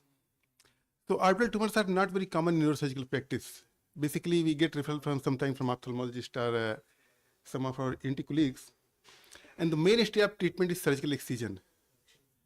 So this approach is becoming very popular nowadays because of very minimally invasive. And how do we approach basically orbits? We can use transcranial approach, which conventionally do from ears together. We remove large part of frontal bone, frontal and orbital rim. Then after, many of our ophthalmology colleagues do lateral orbitotomy, and some of do transconjunctival approach also. We have also done transconjunctival in some of cases where it was really indicated.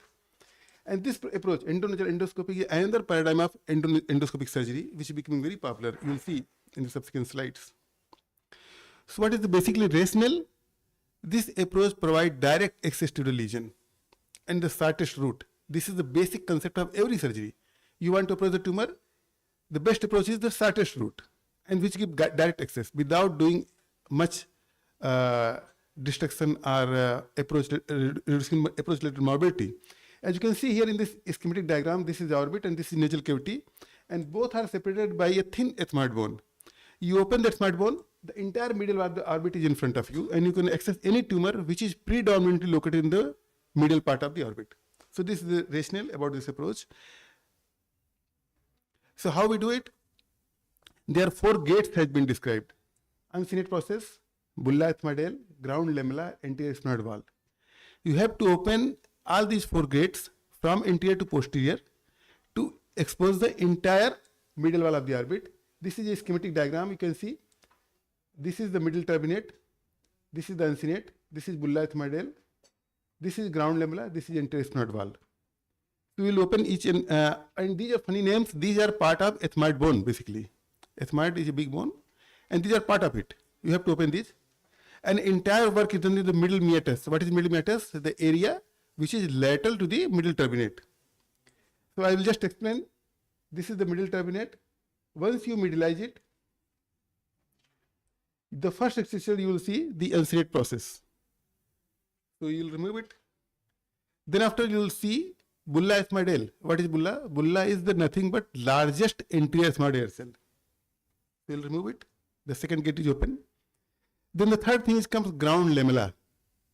many people must have heard but might not be knowing what is ground lamella. This is a part of middle turbinate which attaches with the lamina papyracea. You can see here. So you remove it, and this forms a partition between the anterior smooth cell and the posterior smooth cell. So now the posterior smooth cell is open. So the posterior wall of the posterior smooth cell forms the anterior wall of the sphenoid sinus. You open it, and now the entire the middle wall of the orbit is in front of you, and it is formed by lamina papyracea. So depending on where is the lesion, you can remove the lamina papyracea, and then you see periorbita, and then you can open the periorbita and approach the lesion. And believe me, that does not require more than 10-15 minutes. It's very easy, not so difficult. So what are the indications? The tumors which are located are in the predominantly middle part of the orbit as well as in the orbital apex. So this is a small video. You see how the procedure is being done. This is the middle turbinate. We do not remove middle turbinate in any of our case, but you can remove it to enhance the space. And remember that this is a binasal procedure. After you expose the periorbita, you make a small septal window to make the things bilateral, to increase the maneuverability of the instrument. Otherwise, it's difficult to manipulate within one single nostril. Sorry. So we medialize the middle turbinate. You see, this is the uncinate process. So we are doing uncinectomy. Unfortunately, we do not microdebrider, otherwise very easy. We are using Freyr's redissector.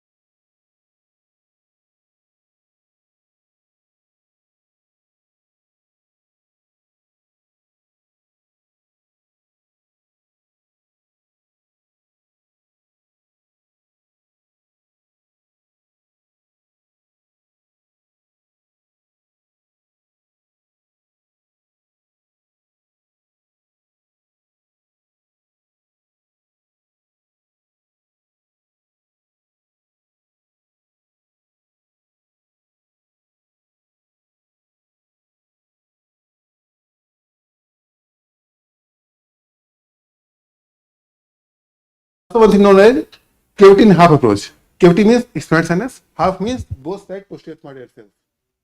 You have to open both the cells, both the posterior smooth cell. This makes exposure very good. In our experience, the exposure time is 90% and tumor removal time is 10%. Good exposure, good outcome. Poor exposure, poor outcome. You may struggle. So you have to have good exposure, and in our experience, the sphenoid sinus and posterior smart cell should be opened. Many times you may get rodicel. So in pre-op radiology, you will see there is something known as horizontal septa. If there is horizontal septa, that indirectly evidence of posterior smart nodicell, because the posterior smart cell gets elongated. Okay, you will see in cadaver.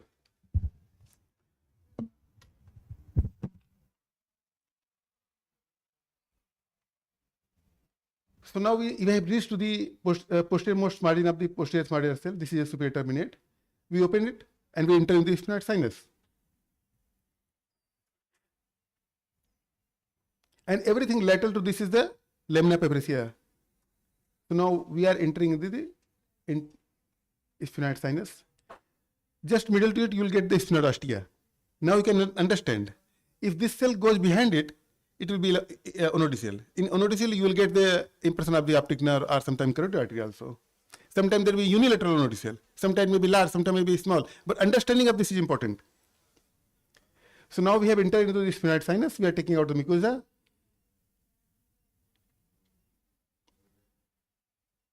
And now we are opening, removing the lamina papyracea. It's very thin bone, does not require drilling most of the times. Thin bone. You just use flare dissector. And you can see the glimpse of the periorbital. There is some breeze there, some fat is also coming. This is periorbital.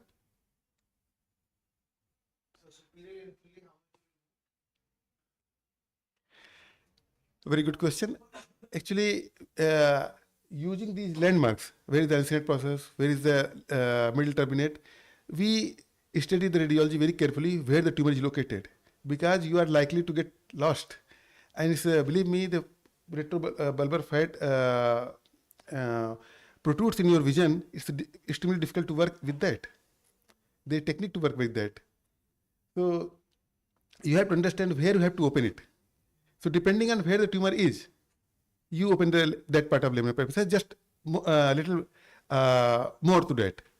And you should incise the periorbital only in that area. If you incise more anteriorly, more posteriorly somewhere, a lot of fat will come in your view. It's difficult to work. So now we are seeing the periorbital. So that's how we do the exposure. And many times you may not need to open the sphenoid ostia, sphenoid sinus also. The tumor is located much anterior, so you need not to open that. So this is the periorbital. You can see now.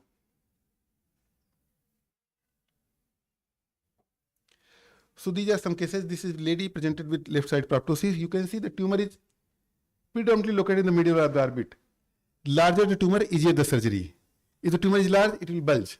You open it, you will get the tumor. If tumor is small, you have to search between the fat. And sometimes you have to search hours together. You have to be very patient. If you don't get patient, then it will be difficult. You have to be patient. Take break, come back again. And you believe me, after the break, surgery becomes easy. So this is the operative video.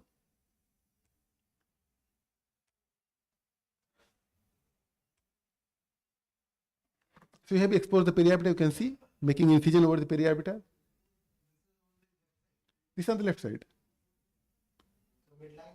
Midline is here somewhere. Yeah, midline is here. Midline, we are working the middle meters now. So you see, this is the fat. We dissected the fat. We are trying to identify medial rectus muscle. This is the medial rectus muscle. We're trying to hook it up.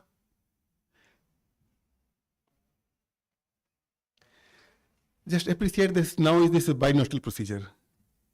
Okay, the middle turbinate is preserved.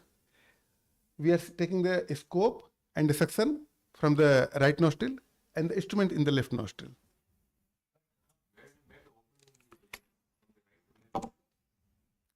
This is another very important question. Let me tell you, because you see eyes here. Okay, you are going from the nose. So your direction and scope are rigid, and the tumor is somewhere anterior. So if you open more posterior, you will go behind the tumor. You will not be able to see anterior. These all things I have learned by my experience. So you have to open the opening much anterior so that you can see from anterior to posterior. You understand? Anterior means in the cartilaginous part. Probably. Yes, in the cartilage And part. you just burn it and make a hole. No. We make a flap. We never remove any mucosa, never burn it. We deposit it back, use for flap or something. But you never burn it. So both sides you raise the Yeah. But this raise is called flap. Take out bone out, make adequate bone out because you have to manipulate the instruments. Okay? And the side you make a flap and make it binostril, make a window. Okay?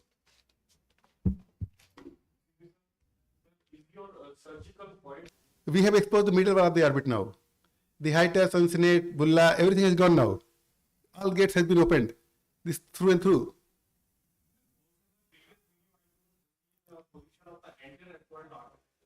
We don't see that entire small artery. It's much anterior. जिस गली में जाना नहीं उसको देखना नहीं. We are not going to see that. We are not bothered about that. Anterior small artery is important if you are working towards the frontal recess. We are not working in that area. Our work is in the orbit. So why to see that? Okay?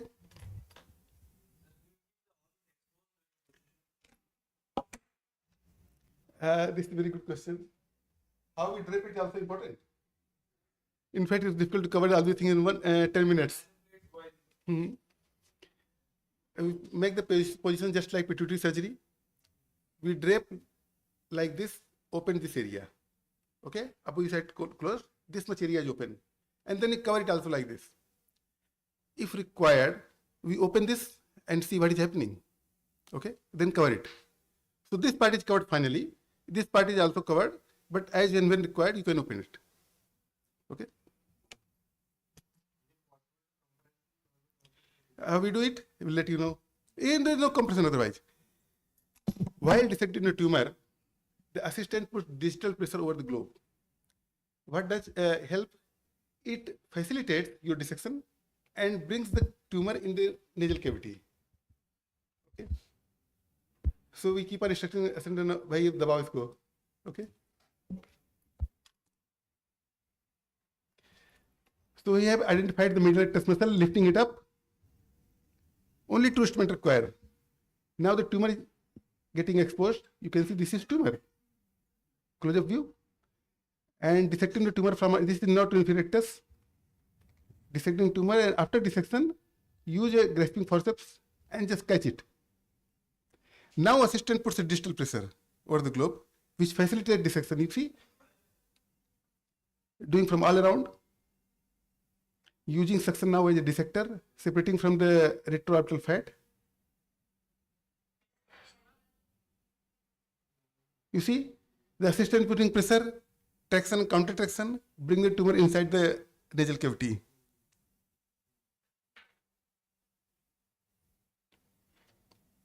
And gradually tumor brings in the cavity in toto.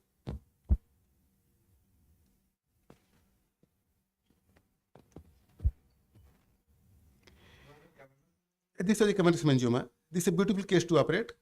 It has characteristic radiology. You can diagnose on MRI.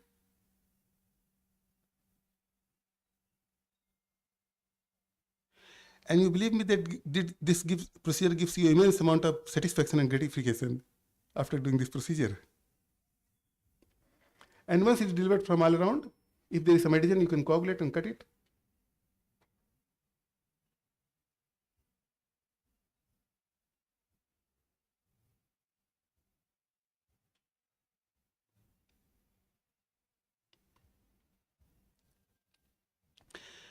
And after that, no amount of reconstruction is required. But however, now we are doing putting a septal cartilage, which we take out and put over the periorbital.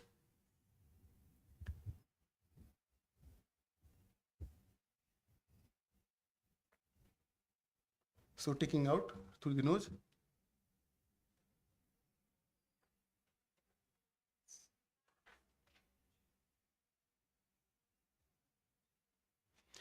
Earlier we used to put only surgicel, now we put septal cartilage also.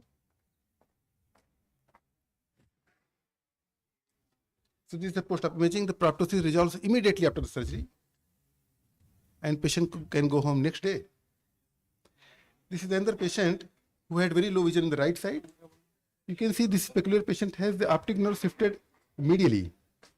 So if you go through nose, you will encounter the optic nerve first. So I was thinking, should I go this approach or do lateral orbitotomy? But because the vision was so low, so I tried to follow the same approach. So this is the video. This is incision over the periorbita. This is optic nerve. Here we dissected the shifted the middle rectus muscle downwards. This is the tumor. This is the optic nerve. This is superior rectus.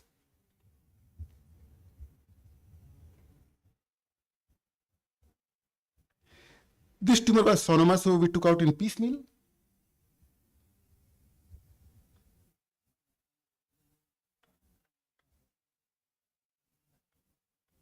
Again, the binostril. We do not use endoscope holder, the assistant holder scope.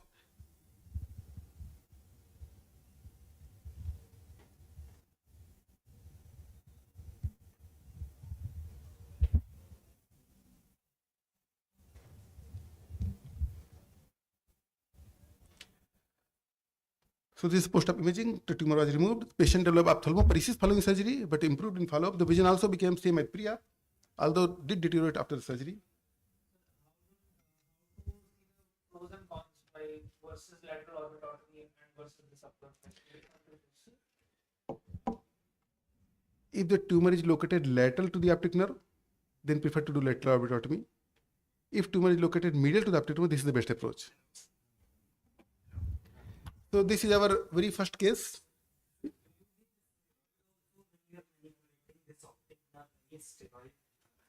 This patient we gave intraoperative methylprednisolone, but otherwise no, not required. We do not see the optic nerve because we see the tumor first. No septal business.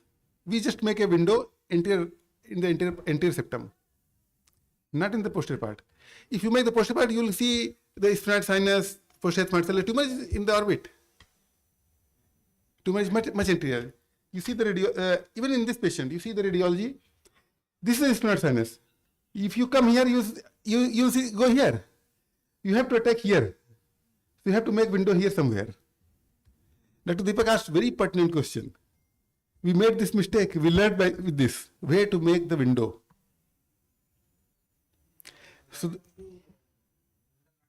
yeah, of course, in the inter part. If you can understand this,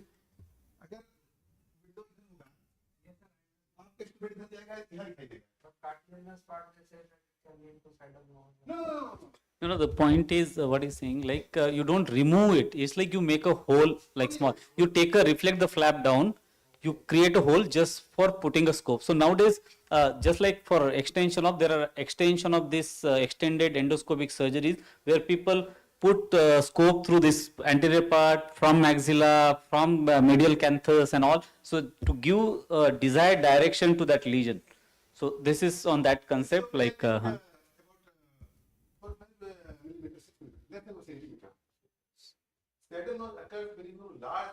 When you resect it completely, then it's so making a hole, it and covering. With every mistake, you should learn. Every case is different. You have to search, you have to audit, you have to analyze it. And every case makes it better and better. Your practice will change with every case. So you make a flap, expose the cartilage, and then Make a small window, work, then deposit the flap back. Yeah. So it will heal as a normal. You resect the cartilage or We resect the cartilage. Otherwise, how it works? You cannot make a hole in the cartilage. You have to resect cartilage. You have to make incision over the mucopericardial flap. You have to deposit the flap back. But you have to remove part of cartilage to make better instrument maneuverability. That's why endoscopic doesn't work well. Sir, have you cauterized anterior ethmoidal artery, sir, before intraconal removal of orbital tumors? We never see that, but this is the front of this area. We are It- much below. Originates from the optical part of the anterior ethmoidal artery, sir, intraorbital canal.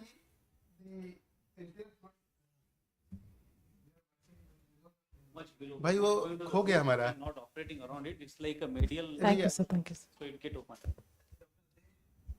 नहीं नहीं हमारा वो दिखाओ इसकी Ravinder, John, slide on करना. So one more concept, like just I will add into the point. See, in endoscopic surgery is not only going to the sala, seeing something and operating it. One most important factor is how you use your instruments, how you use your scope. That's why we have 0 degree, 30 degree, 45 degree, 70 degree scope. 1 point. Second, we use the differential angles. Like even in the pituitary sala, if you are operating on the right cavernous and you have instrumentation which can be utilized from the left side of the nose. So using that, if at all, then you use the angle instrument, and if it is not visible, you use 30 degree scope, 45 degree scope, and then angle instrument, you work under the vision. So using proper direction, guidance, and the angle, and angle instrument is most important thing. So 1 point, like as sir said, for the orbital is the same. Actually, all the procedure has been done by 0 degree. No angle scope was used in these patients. Let me tell you one thing also, that if you don't have 30 degree, don't worry. You can make your 0 degree 30 degree sometimes. You see, this is the nasal aperture. This is nostril. If you scope, you put 0 degree here, it will work at 0 degree. If you put your scope here at 6 o'clock in the nasal cavity, it will work as a 30 degree. Okay. So depending on what is needed, you can work with limited instruments also. That's why we teach our resident also. And regarding your question, madam, the is now very much clear. So we are working here. We don't want to see here. But I told you, जहाँ जाना नहीं उसका पता मत पूछिए, मत देखिए उधर. I need that to go And, there. we will have this correlation. Good you have raised these questions, because see all these questions you can see in the cadaver exact where, and we will see all those structures in next 2 days. That's for quite sure. The ground lamina, we see the Posterior spider cells. posterior spinal cells, and when we remove the lamina pepricia, we will see the superior rectus. Periorbital. Periorbita, we see the superior rectus. Medial rectus. Medial rectus, that's what my question. Medial rectus. We don't use superior rectus. Before surgery, you have to, like in this patient, you see, this is the best corridor. You have to know some here. So, Okay. so this is the best corridor. This is the medial rectus. So you hook it up.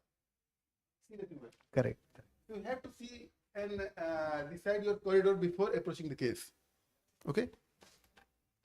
So that's why we say that we operate a patient 2 times. One in your brain and the second operation done on patient. So this is the very first case we operated. You see, we removed a lot of lamina pepricia here. So that's why patient developed anophthalmos after surgery. You can see here, this is anophthalmos. So we learned that we should not remove much lamina pepricia. We remove only where it is required. This is another patient. You can see the proptosis resolved immediately after surgery. Tumor is present predominantly in the superior middle part of the quadrant. Here we did not hook the middle up. We removed it down. So depending on where the tumor is, you can manipulate. This patient has the tumor was filling whole of the orbit, and patient was blind before surgery. You can see your proptosis, the vision gone. We did decompression, good outcome. The biopsy was chronic inflammation. This patient has tumor at the orbital apex, had ptosis, ophthalmoparesis, and vision loss. Because this is pseudoproptosis. After surgery, he developed ophthalmoparesis, which improved upper follow-up. You cannot say which side the patient has been operated. This patient tumor has filling the orbit, cavernous sinus, and cellular area, large neurofibroma. Same approach, complete excision. Another patient, this from nose, yes. Here this tumor was coming external basically. The tumor appears to be related to the optic नहीं up to नहीं था, lateral नहीं था. Although the tumor was large, the vision was very less. This is another patient, it was sonoma. Sonoma is a little difficult, hemangioma is easy, meningioma is extremely difficult. This patient, the entire middle rectus muscle was tumorous. Patient has severe pain and painful reduction. Same approach, biopsy was lymphoid hyperplasia. This very interesting patient. You see, he has a penetrating injury in the orbit by a wooden stick. He was running after he had a pet rabbit. He was running after that. The pet was somewhere running. He was running after that and suddenly fell down. And in the plant, some wooden stick got. He got penetrating injury with the wooden stick. You can see here. This is a wooden stick. The foreign body is in the orbit, middle part, supraorbital fissure, just abutting the carotid artery. Here, this is the carotid artery. Here, somewhere this entry wound. He received, he had swelling and everything, given antibiotic from the physician, then came to us. He had decreased vision and left side ophthalmoparesis. We did same approach. The periorbital, everything has healed out. This is a fat. We started visualizing the foreign body. We dissected foreign body from anterior to posterior. It's very long. You can see here brought in the nasal cavity.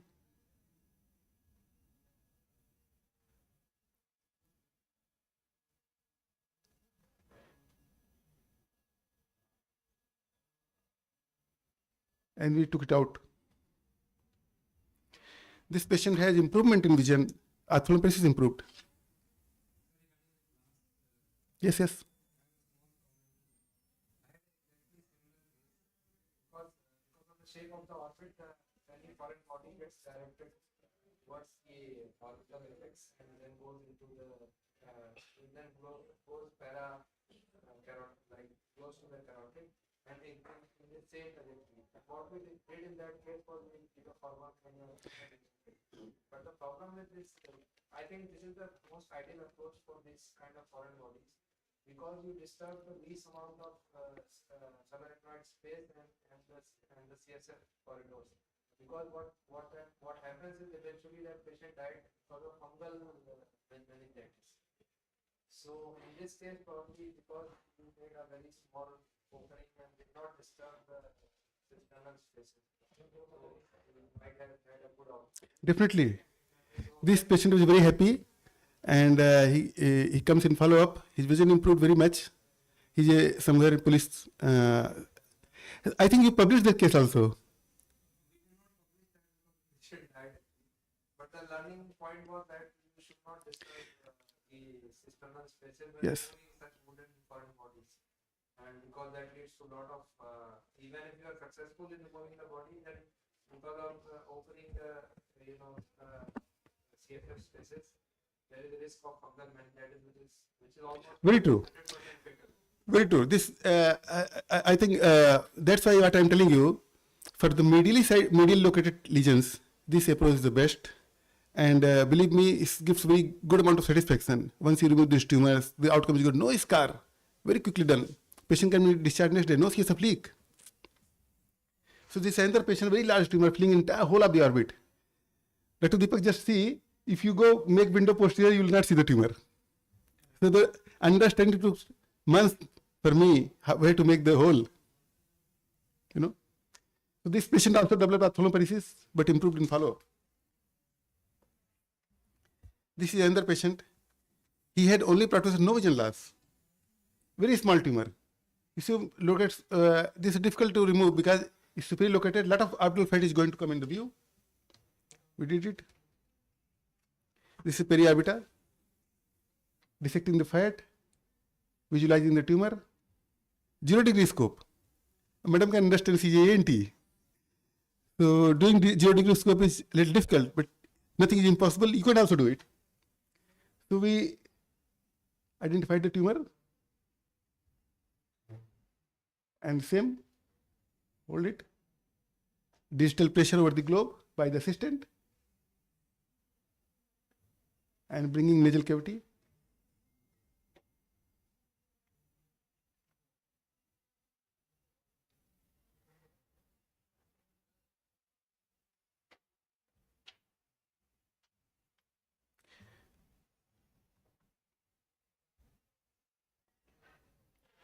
Okay.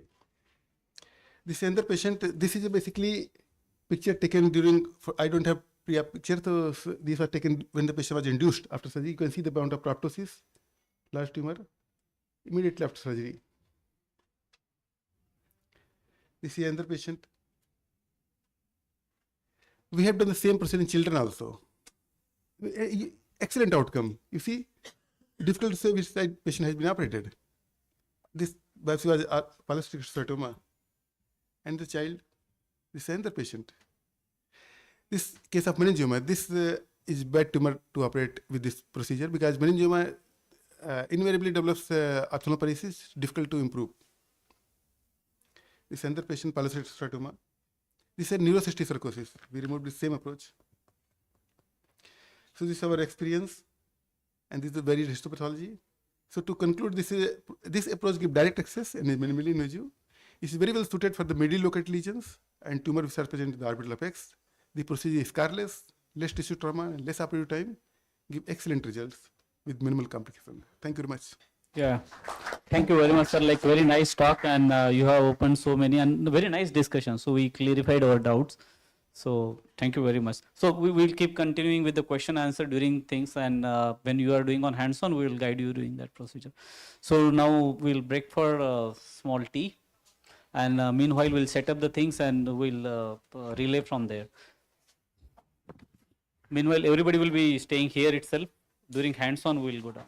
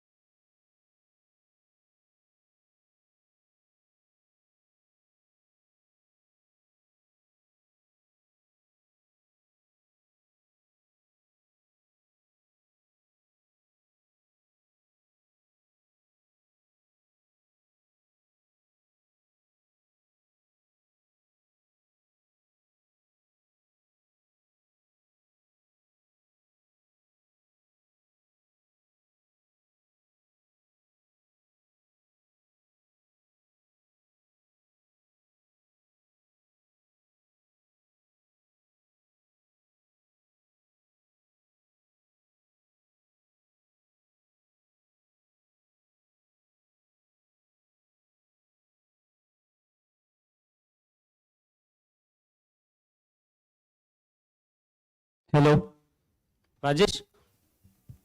Can you hear us? Sir, yes, sir. Are we connected to Cadaver Lab? Datta, I'm Rajesh speaking. Yes, Rajesh. Send some Carl Stores guy down na, to set up the endoscopy because there is no Carl Stores. They must be there. Just let me check. हाँ, comfortable. Are Endoscope, where is the endoscope? अब monopolar कहाँ है? आप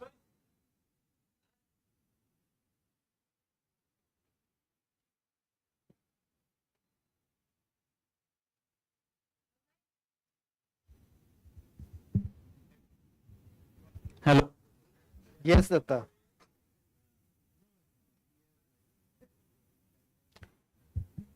We are just waiting for the equipment Yes, sir. Yes, sir. because there is nobody.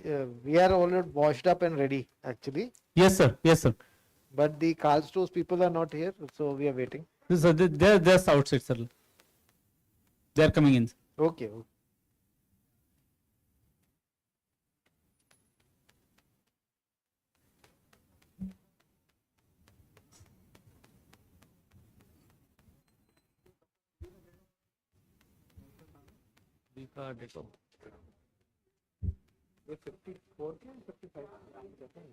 As क्या उनकी उनके आप हो यहाँ पे? 10 साल बच्चे हैं आप कहाँ से हो?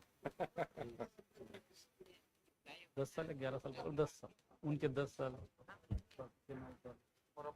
8 साल ऐसे 2 साल का डॉक्टर काले 2 साल 4 साल 3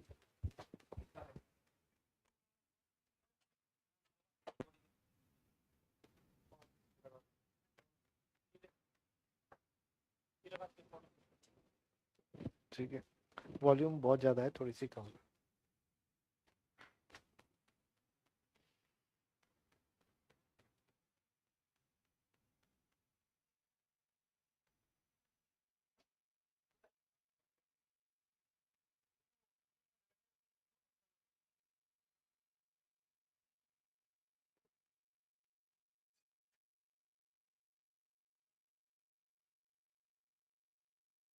सक्शन भी लगा दे.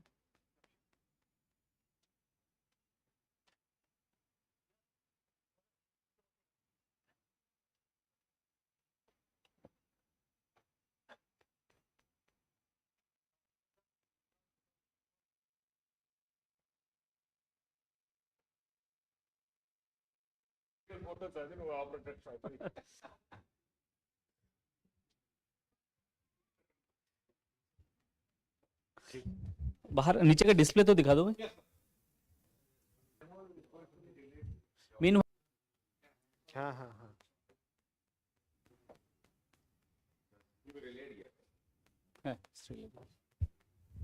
एक मिनट. हाँ, अटक जाएगा सब. एक रुक जाओ. नहीं जाएगा, नहीं जाएगा. ये इधर अटकेगा व्हील में. रुको. नहीं, मैं निकाल देता हूँ.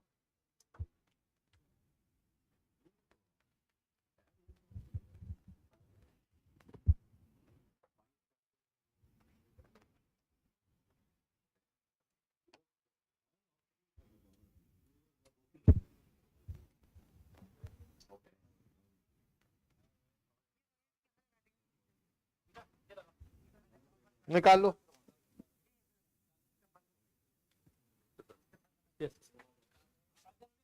ब-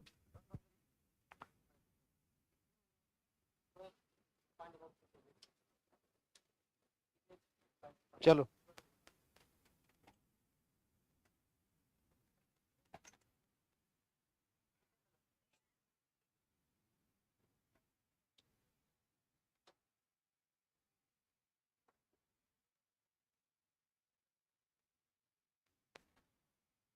चलो, कुछ नहीं होता. आप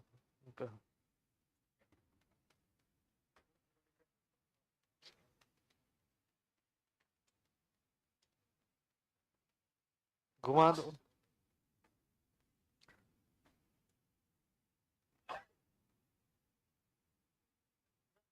हेलो. हाँ, नहीं वो मैं काम नहीं कर रहा था मैं ओके बाय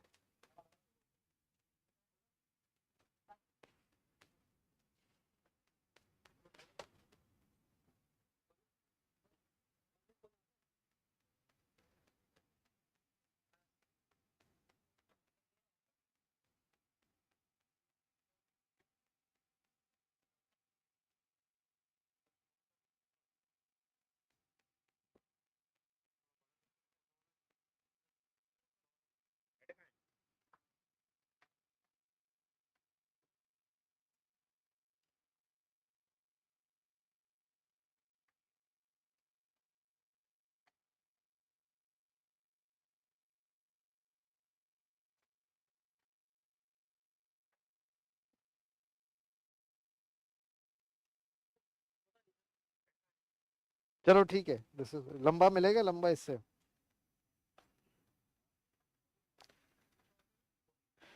सक्शन दिखा मेरे को वो एंडोस्कोप दे दो और कनेक्ट करो तार का है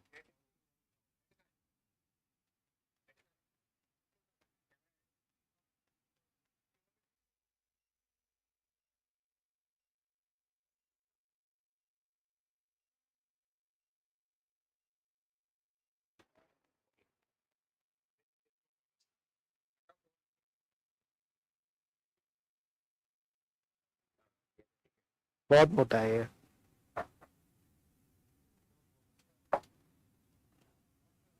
चलो दोनों रख लो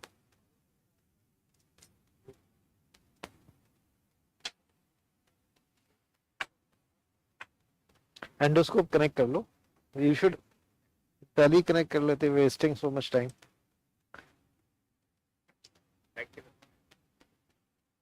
मास्टर टेबल का तो मॉर्निंग में ही कर देना चाहिए आप लोगों को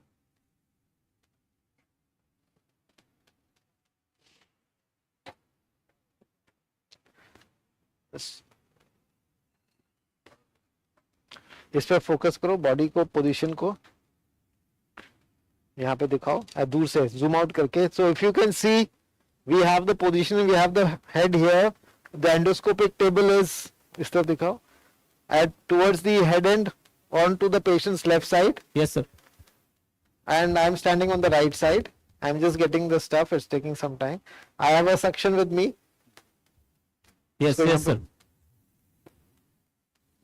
Do you make है कुछ?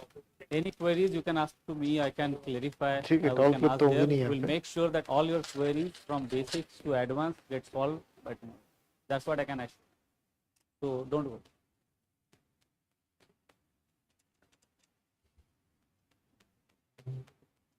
मोनोपोलर ऑन है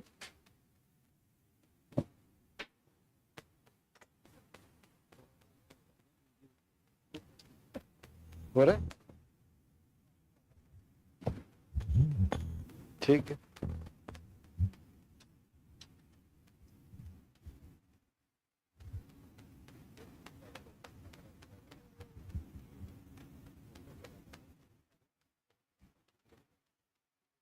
जीरो डिग्री चाहिए हमें So the instrument that we will be utilizing from the start, like 0-degree scope, right? 18 centimeter, not the long Yes. one. yes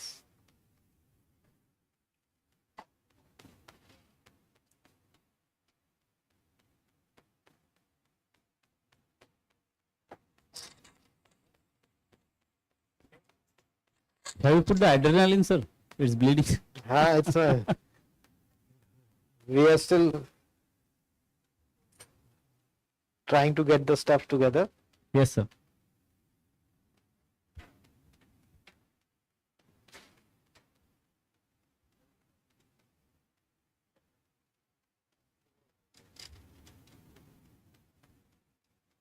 Meanwhile, I had shared one article on endoscopic pituitary surgery on the group.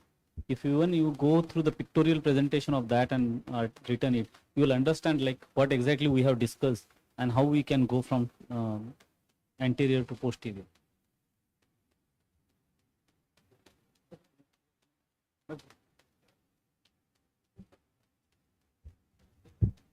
Because in that article, like we have explained all small steps, like it's like hand holding to you for the beginning.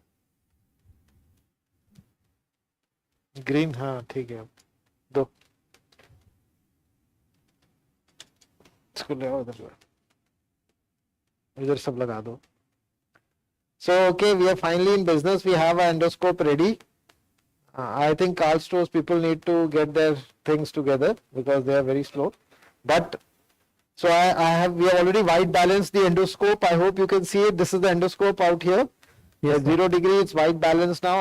I'm holding it. You can hold it any way you like. I always use a suture pack or any other instrument to get your orientation right. I'm putting it here. इस पे ऐसे दिखा दो. So I'm putting on the, and then I'm seeing if I'm going on the left, I'm going on the right, I'm going superiorly, inferiorly, I know my orientation is correct. So this is most important, always do this also. So then after putting my adrenaline and everything, I go inside. So this is the first structure. क्या? अच्छा भी है. We can shift to endoscopic view. चलो जब तक. I think there is some camera issue. Don't worry. Let us see. ये है inferior turbinate.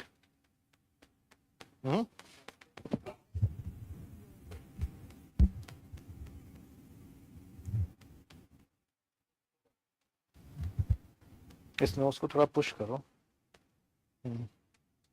Several वगैरह है?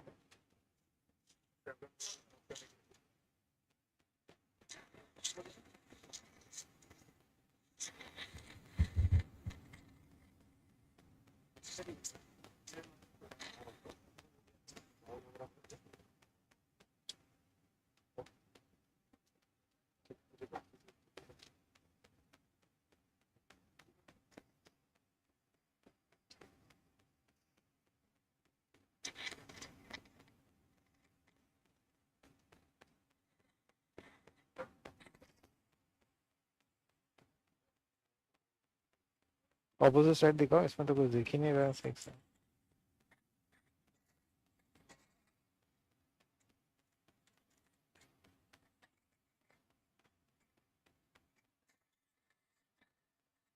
डीएनएस है इसको. ये लग रहा है. हाँ है, ये मीडियल है ना. हाँ, उस साइड का तो समझ में नहीं आया. पिचक गया है, क्या हो गया है. Clean.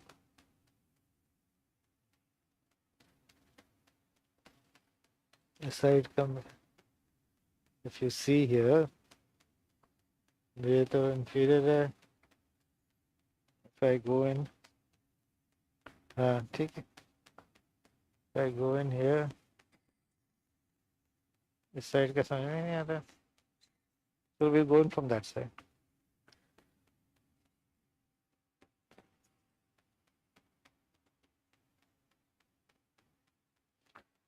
ये है inferior,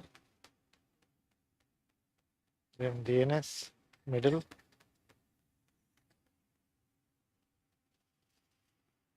इसका हेड थोड़ा इधर टर्न कर दो.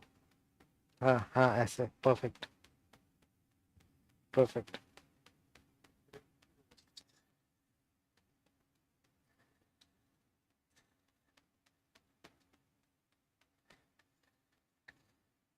ठीक. Prayers.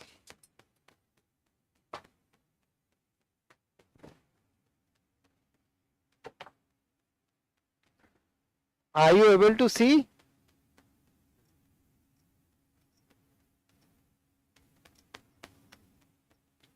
Huh? We can see, sir. Endoscopic view? Yeah, we can observe your endoscopy. You can focus a bit, sir. Just a minute. So let me come back. I didn't know you were watching me. Suraj, just check the setting. It is little blurred at this end. I'll clean it because irrigation भी डाल दो. Irrigation कोई कहाँ से. These are fresh cadavers, so you may find the same difficulty. So right? these are more difficult actually. So we have, I am entering. See, I am entered the nose. Once I enter the nose, always enter from the tip 12 o'clock position and keep your probe scope there. I am just taking out because I see some blood spots on the scope. So as soon as you enter, this is the medial side on the 9 o'clock position. This is the medial septum. Patient has DNS, so it's deviated inside. I hope it is clear now. Yes, sir. This is the inferior turbinate. We Yes, sir. put a scope inside, and this what is the structure which we see the middle turbinate. Middle turbinate. Lateral to the middle turbinate is what Dr. Avdesh was showing the approach for everything going inside. Now I'll take the Freyer's dissector. I'm holding my scope stable. So hand-eye coordination is very important. This is called lateralization. So I'm lateralizing the medial middle turbinate. So this is called lateralization. So I'm if it does not lateralize, you can fracture it, but most of the time if you just keep gentle pressure on the middle turbinate and lateralize it, it will lateralize like this. So in the real patient, we do it on the cotton patty so that it doesn't bleed. And we use the shaft of the Freer Okay. dissector rather than the tip. So we have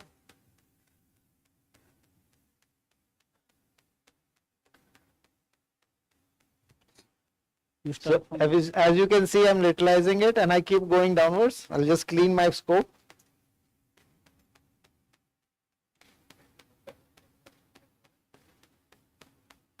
Again, I've gone in. This is 9 o'clock is the midline, DNS, middle turbinate. I keep going down. I'm directing my scope posteriorly. There is a lot of Dalu. So Dr. Rajesh Meena is assisting me. So this patient is currently absolutely supine. The neck tilt is not possible, so we'll have to direct a scope posteriorly. So as you see, now I'll go posterior. This is important step because I have to reach the choana.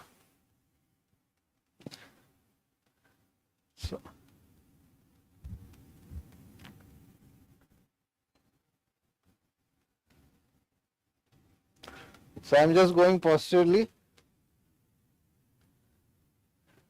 Suction is not working. Suction has got blocked या बंद हो गया है? बंद क्यों कर दिए? हैं?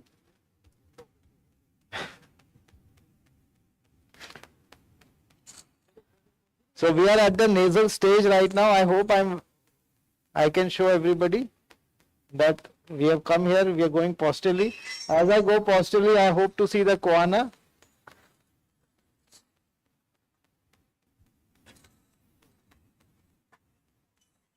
And I gently with the Freyers, I keep medializing it. You have to keep doing this. So this is inferior, middle. I keep if you look at my scope, now you can see here. yes, sir. So, ठीक है. Because of the patient's head, which I cannot turn. Yeah, you are in the nasopharynx, So I have this angle, the C-shaped thing is the choana. choana. Yeah. So this is the landmark I was searching for. I do the suctioning. So once we have, I have to angle my endoscope. So I'm suctioning it nicely to get a clean space. So my suction is visible at the tip, 6 o'clock position. बस तुम irrigate तो नहीं कर मत करो. So now I'm in position. So I hope it is clear till now. Yes, sir. It's clear. Meanwhile, I'm explaining them the anatomy there also. No problem. So what I will do now is the nasal stage is over. If I don't have to make the Hadad flap, but I still have to.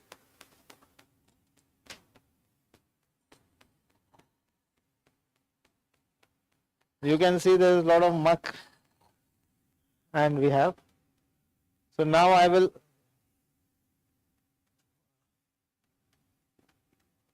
Yeah. in the lower, you can show them ischion tube, sir. Yeah, this is the ischion tube. Can you see this? Yes, sir. So you go inside, this is ischion tube, this is the coena, nasopharynx, this is the sphenoethmoidal recess, as you can see here, which is totally crowded. Here it is very crowded, maybe because of DNS or whatever reason, Yes, sir. irrigation. So at this point, what I will do, I will just try and raise a flap to show you the anatomy better. Yeah, you can remove the middle turbinate first, sir, so that there is a space for the flap. Sir. No, usually don't remove the middle turbinate, so I'll show them without removing the middle turbinate. Yes, sir. Yes, sir. Monopolar. So I am on the left side. The reason I am on the left side was this right side was completely flattened out, maybe because of the injury or whatever. Yes, sir. So we'll do that later. ये तो बहुत small tip है इसकी. I won't be able to go inside. Long चाहिए. Monopolar long. So उसको cover कर दो. अगर वो नहीं तो I will use the knife. Fine dissector या वो हाँ, अरेक्नॉइड नाइफ दे हाँ, I देना, will फाइन use that. डिसेक्टर दे देना. I will इसको ठीक कराओ. I wanted to show with this, but anyway. Yeah.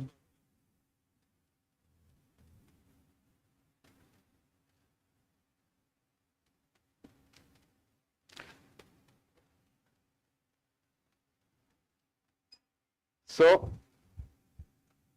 this is the coana I shown you, this thing. Now I'll go superiorly. At this point, I will start making my flap. At this point. So the sphenopalatine artery will be somewhere here. At this point. Look, let me show you better with the just suctioning this.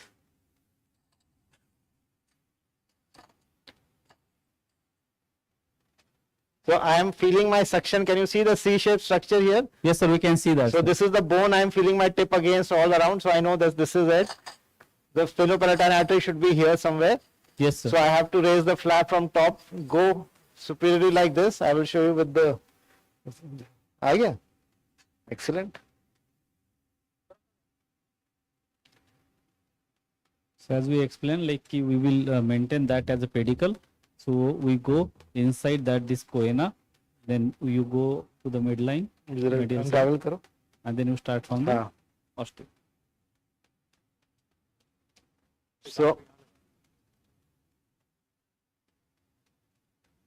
So you see my tip of my monopolar has been twisted, turned at the tip. This is what I meant when we say that. So I will come here. Yes, sir. I will start here. On नहीं हो रहा. On क्यों नहीं हो रहा? हाँ, दोनों दबा रहा हूँ. आवाज कर रहा है, नहीं चल नहीं रहा है.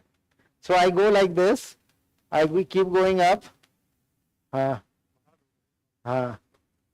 I keep going up here. So now I'm coming here. I don't go superiorly too much. I turn here. See here. I turn here. Come like this. Suction to me. मेरे को दो.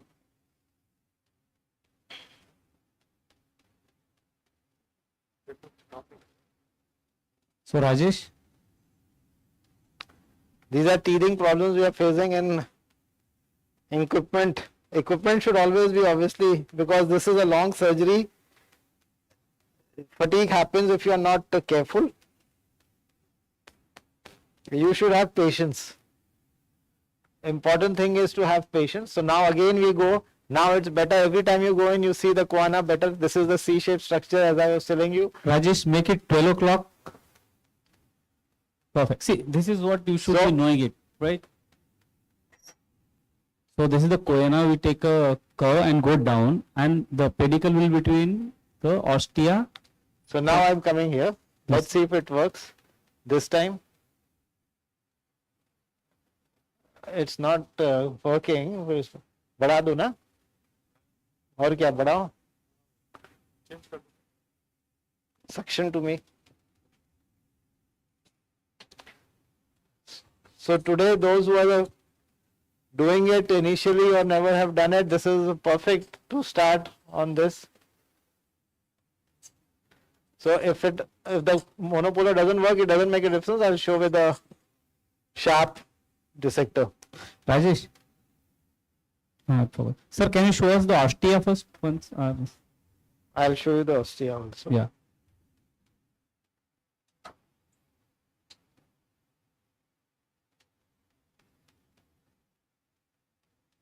So now we have to go. Into sphenoidolysis. Yes. So this is what I'm retracting now is this superior turbinate. This one is this was the middle. This is superior.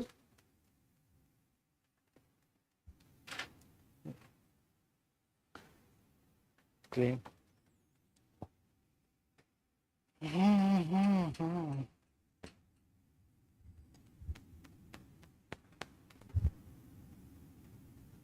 Again showing you, this is inferior, this is middle, going up and posteriorly we come here.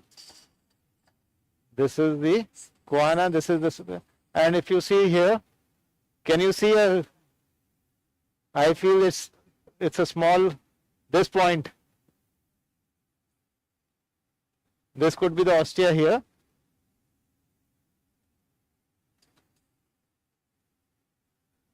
Because the suction tip is, let's say, around 3 millimeters, 3 to 6 here. And Yes.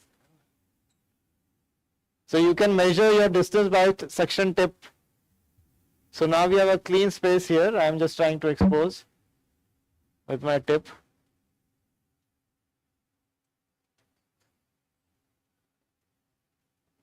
This flares, ये आपका ये बहुत गर्म हो रहा है पकड़ने में. Camera head. If it is loose, then again it can cause a lot of heat. Heat. Something is not correct. End of the day, you should be comfortable with the instrument you use.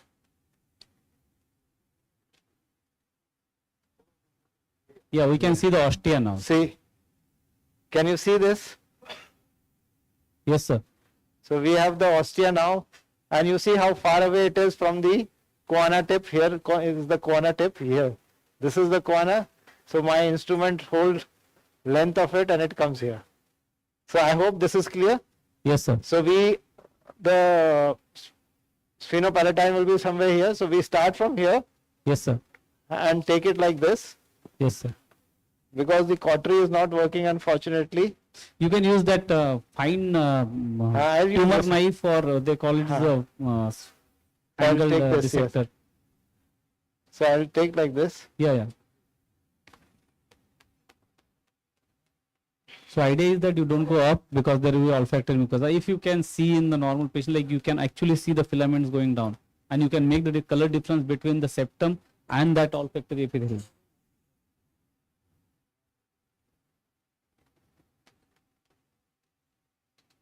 पतला वाला था. So anyway, we are in business. Thankfully, we have identified the. Yes, this is the instrument I was talking. So we take it. We don't go too superiorly. We keep coming here, and as you can see, this whole thing from here to here is the midline septum.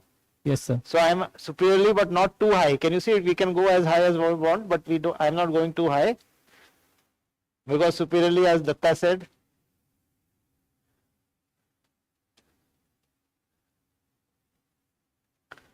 So view.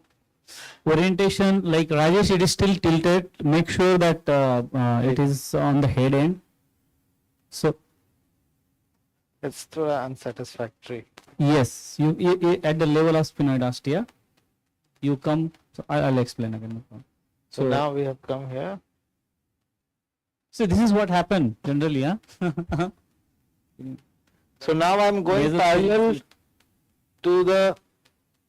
Can you see this? I'm inside. I'm making a line. Yes, sir. You are going anteriorly straight forward from ostia to the So I keep vertical. coming out on the midline septum, Yes, sir. nasal septum. Yes, sir. Now I'm coming anteriorly. I can see it coming out into the nose. Yes, So sir. then I turn it Yes, sir. inferiorly like this. Yes, sir. So now I'm turning it inferiorly. I keep turning it. Now you can end it here also, but best is to go right up to the inferior turbinate here. That way you get a lot of the area on the floor. Yes. That is important, otherwise your Hadar flap will be so clean. So it is like you have to tailor made as per the surgery. देखो If you are doing pituitary, you are just doing the salvage. हाँ? You don't have to do that much, right? So there ये comes the जो, ये various. जो. And another thing, like we did Why explain, is like it- ये you तो should पकड़ take नहीं पा a रहा, देखो। lower incision first. This is here we are showing because we want to इसको clear. वो दे दो, Because हाँ? if you take a lower incision first, ऐसा क्या कर रहा है वो? if you take upper first, then it keep bleeding and occluding you. इसको लगाओ. So you take a C like this from coena, and then on the floor anteriorly as much as you want, and then take a upper. पकड़ने में भी problem हो रही है. Huh, inferior, you take it anterior, and then. हाँ, जल रहा है हाथ. सूरज देख लेना, नहीं तो फिर है. खराब हो जाएगा उसको. दूसरा दे दो, ये तो बहुत गर्म हो रहा है. I am having a problem holding the endoscope. अच्छा, anyway. So now we have come here and you can see my incision going down. I hope this is clear to everyone. Again, the orientation is horizontal now because they have hold the scope. Yeah, this my ये भी गड़बड़ है. Just a minute. ठीक है.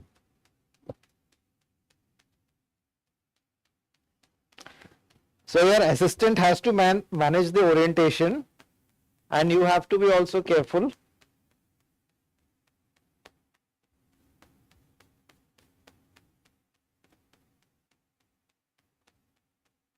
बहुत गर्म हो रहा है ये scope.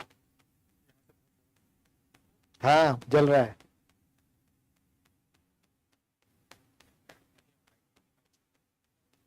So as you saw, I was making this flap. I'm coming down. I'm coming down here. I keep coming down floor, and then so this is the point I decided. Okay, this you can keep going further, but I have decided this is enough. And then I make a parallel to the first incision. I make again going down towards the corner. So then only this flap will be created. So I am creating this flap. And now I am going down again. So I am just on the bone, I am marking my thing up to the chiana. And I clean the thing. The scope you have to keep cleaning, because even in cadaver there is a lot of muck and fogging. So as you can see, this is the first incision, this is the last incision, this is the horizontal, and which goes up, and then this is the vertical again incision going down towards the corner. So now I'll raise this flap. Yes, sir. So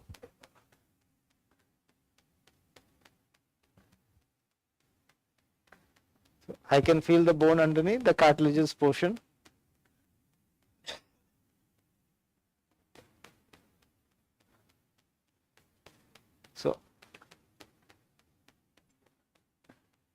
So this is the cartilaginous portion which we remove, not remove but dissect out, and it's coming nicely. So the portion which is still stuck, I can use a scissor to cut right up to the point if we have a scissor. I'll take this scissor. कोई scissor fine नहीं है, यही scissor है. Why there is no instruments here?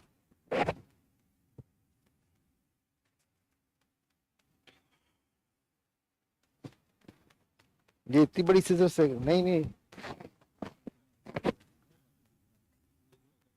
Thankfully I have got a scissor. So usually we use endoscopic scissors. So they have at least given us a curved scissor here.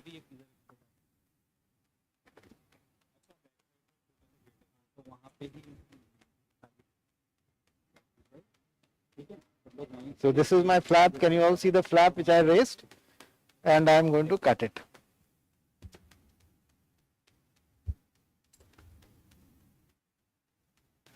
This is a huge scissor, but right now we have no option.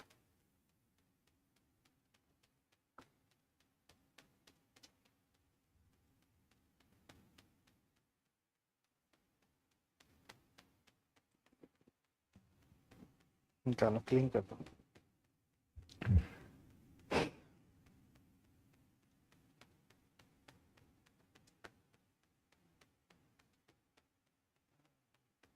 I need to cut this much more. This is it. I hope the view is okay. Yes, sir. Any questions you want at this point, you can ask. Yeah, anybody has any query? Where is the वो dissector है. most commonly in the between? Like if you use the sharp dissector, like So if you can that- see this flap has rotated down. This is the flap, and I have yet to cut this inferior portion, and I will show you how nicely this is the portion now which I need to cut. Scissor देना, वो scissor आपके हाथ में है, Dr. Rajesh.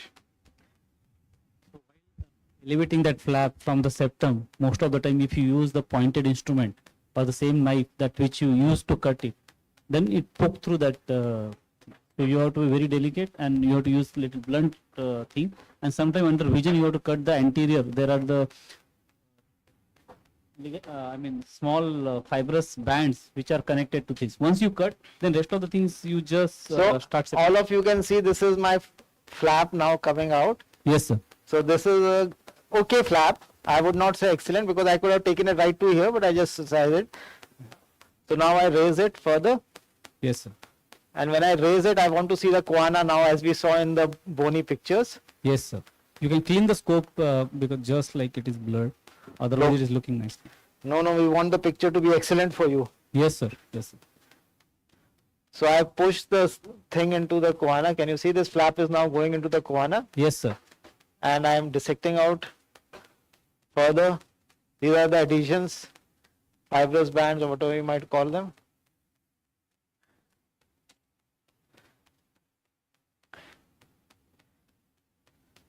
So, like to raise the flap, as sir said, like if there is a DNS, opposite side is difficult to raise, so you have to use this roomy cavity to raise the flap.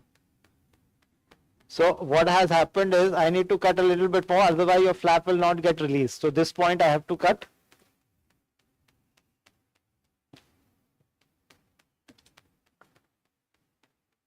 Left side, yeah. This is a huge scissor I have inside his nose. So once I do that, this flap should become available to me to push down. Now I am getting the sphenoid vomer here. This is the choana suction to me, so I can show you clearly. Yes.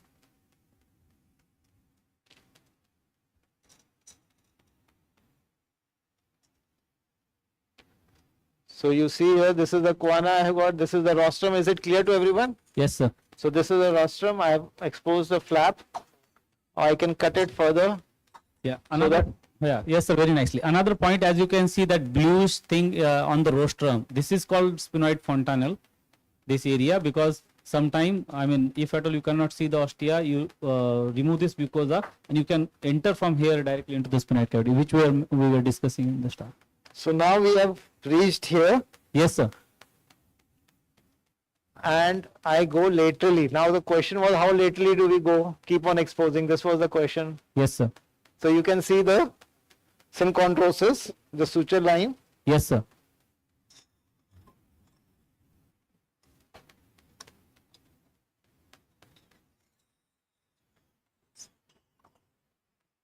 Section इसका control नहीं है ना. Can you see the suture line here? Yes, sir. This is the synchondrosis, so I will not go beyond this. Okay? Yes, sir. Is it clear to everyone? Now the question is, we have done it on one side. We have pushed our, we are pushing our into the choana. We have our, this is the septum on the opposite side. Yes, sir. So I can first from here side dissect it out. And I can make a hadad on the opposite side, or I can just burn it. Yes, sir. So let's, because nothing is working. Yeah, if you mobilize little bit, we can see the also appearing. Yes, I will show that. Yes. Okay. So what Datta is saying, that this is what, so this is the view you should be getting. Show me the suction. Yeah, it's looking very nice. You can, yeah, suction. And so the idea that we discussed, this is the area available. When it is available, we go from here and we do this osteotomy, and then rest of the things we do under vision, rather than operating on this lateral part.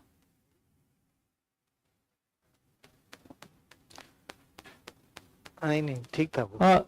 This is between the, So this is the bony part out here, and cartilages is ahead. Can you see this is the junction of the bony and the cartilages? Can you see this junction?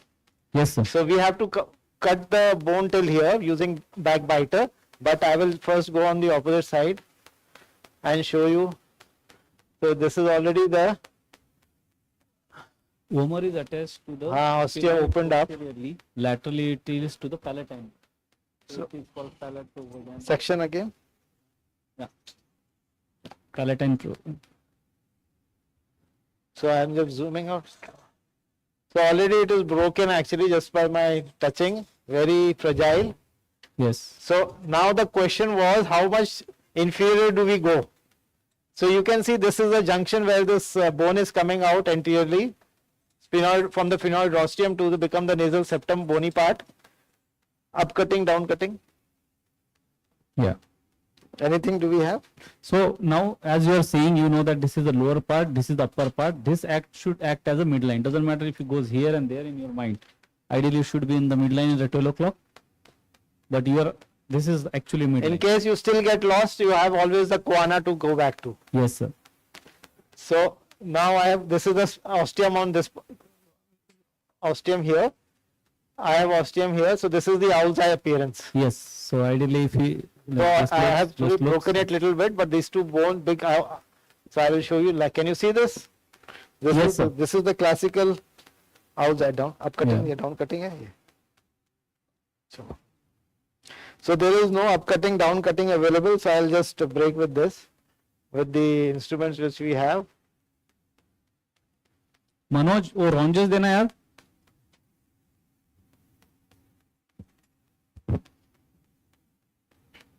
You have to do with what you have. No, we have removed it. Initially, it was there.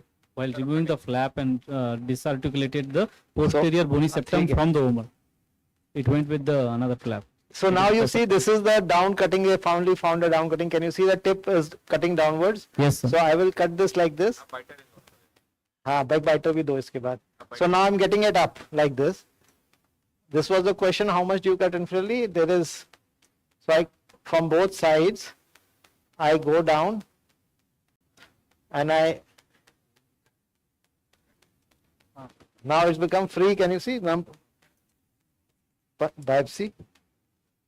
So I have a fragment of bone which was the vomer, which I have removed, Yeah. and I remove it, Yeah. breaking. So once you remove there, it get paper there, and then that base get disconnected. So you can Clean. So we have removed the bone. We are going again. Now it's become, we are in the sphenoid sinus here. This Yes, is the sir. mucosa of the sphenoid sinus. Yes, sir. Right now we are unilostral approach. So till the time you can do unilostral, it's fine, but you will have to do binostril at some point in time. So I am removing the mucosa. So see how nicely the mucosa comes out. ये gauze piece में चलो. So this is your 12 o'clock. This is 6 तो o'clock. This पूरा is your यार, midline. पहली बार ऐसा देखा है हमने. Coming out like this. Huh? Usually it doesn't come out so nicely, but maybe luck is on our side. Yeah, many times when you start removing that mucosa, it keep bleeding. So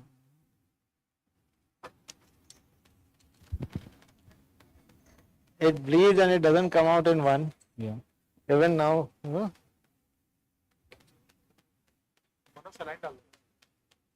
Okay, we got this. ये भी निकाल लो. So now we'll just see our anatomy when we go down. So this is again the midline bony septum. Yes, This sir. is our flap lying here. Yes, sir. This is the choana hole with the bone here. Now we enter 12 o'clock. We enter and we can see the Claval recess, sella. Claval recess, sella. Very clearly seen. This is a normal. So how beautifully, now literally everybody is asking how much do we open the sphenoid. This is the opening of the sphenoid. Yes. There is nothing more to open. This is the lateral limit or the hard limits of opening the sphenoid in normal pituitary. As you can see, once I go down, this all 3 millimeters endoscope size. You have to put your endoscope and some instruments. So maybe 6 to 9 millimeters is more than enough. Yeah.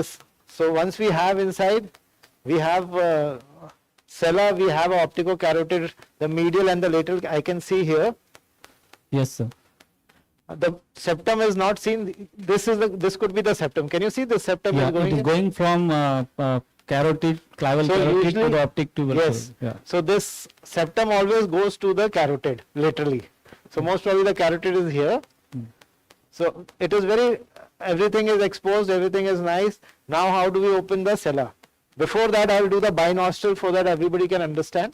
Yeah. So another point, just like for things like now, see when you are doing for microadenoma, this Backbiting. I mean you just go and remove it. But like Yeah. generally in pituitary tumor, Backbiting. sella is big. So to have all extension under vision, then under vision you have to do the wide sphenoidotomy. Under vision you just go cutting and then increase the opening.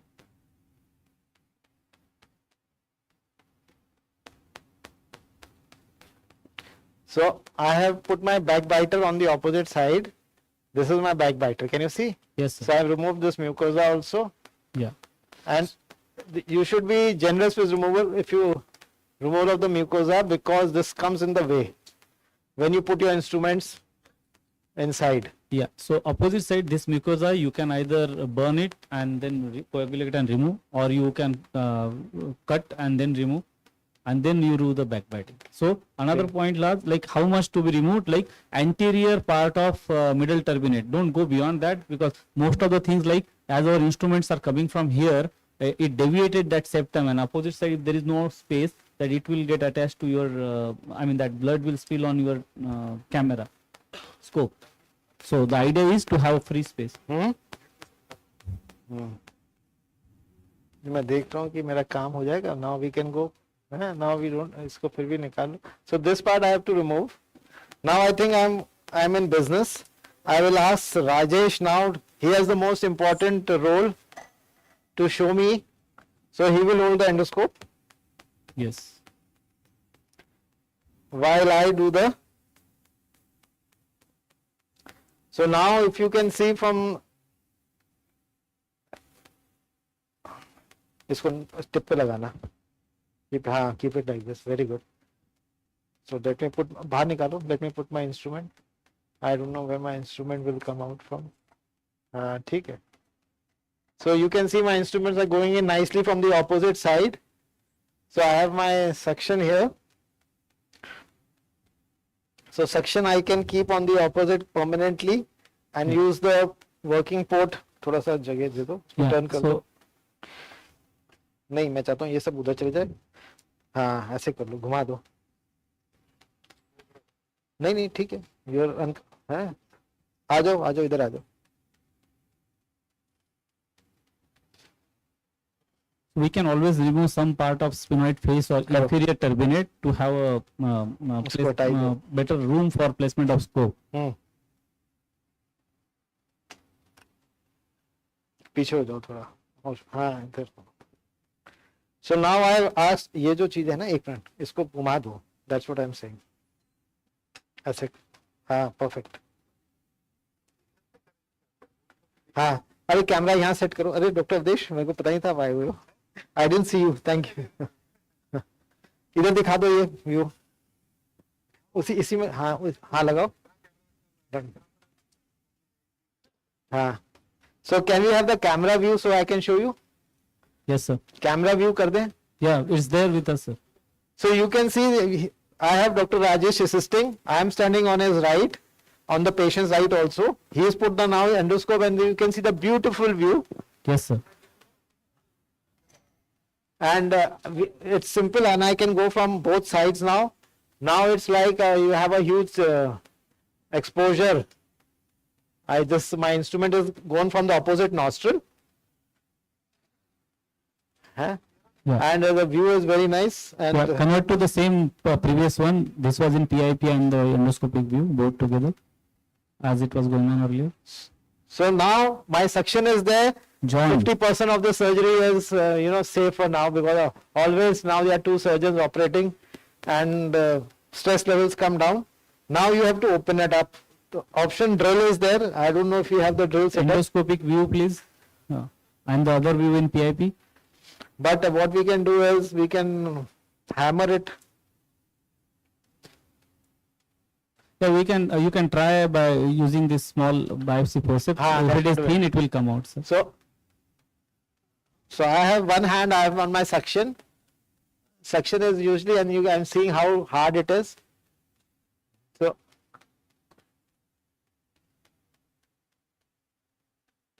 you have to be careful. You can use the drill, sir. Drill setup nahi kari. Nothing is set up. So now you see I opened this up.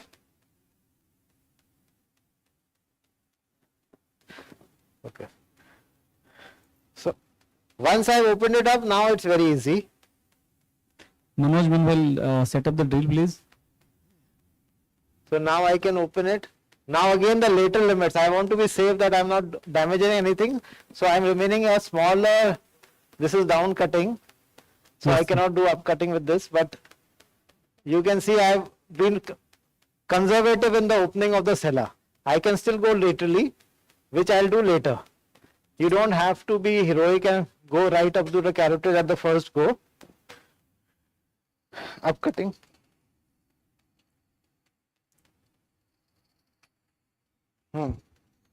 So this is one surgery where down cutting, up cutting both are extremely important. So now I got the up cutting. Every bite has to be taken carefully. See, this is actually a normal pituitary. So I mean, these are carotid bulges. These are carotid bulges. So this is Huh? the anterior genuine of carotid. समझा नहीं, जोर से बोलो. You can see the pituitary. You So can see can the. you see this blue line here? Yes, sir. This is of the carotid. Yes, sir. You are already on the cavernous sinus on the medial side, sir. Now you are going on. Can you carotid, see yeah. this blue line here? Yes, sir. So I'm just exposing so that I can see. Yes, sir. So normally you will not, it will bleed a lot if you go this far. Yeah. So there are two layers of dura here. You can see one periosteal dura which is covering the. And it's bleeding carotid, actually. And this one, and the inside there will be a layer on the.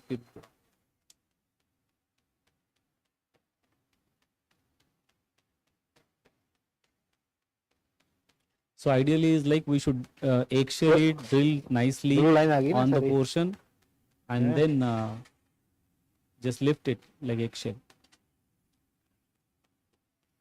So because I usually what we use is drill Yes, sir. to thin it out, and then it's very easy. Yes. But here, because we are not fearing any bleeding or anything, still it's bleeding. So now we have this beautiful view. You can see the blue lines, at least 3 of them. Yes, sir. 2 on either side, 1 superior. These are all the intercavernous and the cavernous sinuses. Yes, this is anterior superior intercavernous. This is right cavernous sinus. This is inferior intercavernous, and we are And- still to expose the. And left side. Colonel Anand was asking about the extent, so I can show you the extent here. Obviously, it's not, you don't have to go to the blue line. Yes. Depending on the tumor, you don't have to expose these blue lines because they will bleed like anything. Yeah, it You will have allow you to problem. drill. Yeah. So this is the last blue line, so you can see, and And you can nicely see how this periosteal dura going from the pituitary area to the cavernous sinus. You can see this outer edge. Once you remove that, you can see this pituitary ligament which is connecting the cavernous sinus part and the pituitary. So that we'll see subsequently. ये septum. हाँ मैं कर देता हूँ. Dr. Avdesh has an excellent suggestion. See, one of the questions was how much should we? So we can remove this septum also, Yeah. and I think he removes it. Yes. So yes, sir. So the point was like as you see, when he is putting the instrument, this is acting as a restricting point, right? But this is not a, yeah. midline is here. Yes, sir. Midline is here. Yes, sir.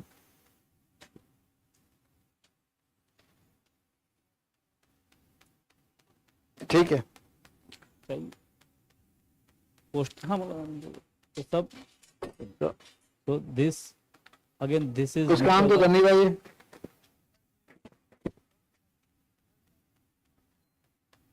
So This the is drill is, but we, again septum which is going on laterally. This is actually complete lateral septum.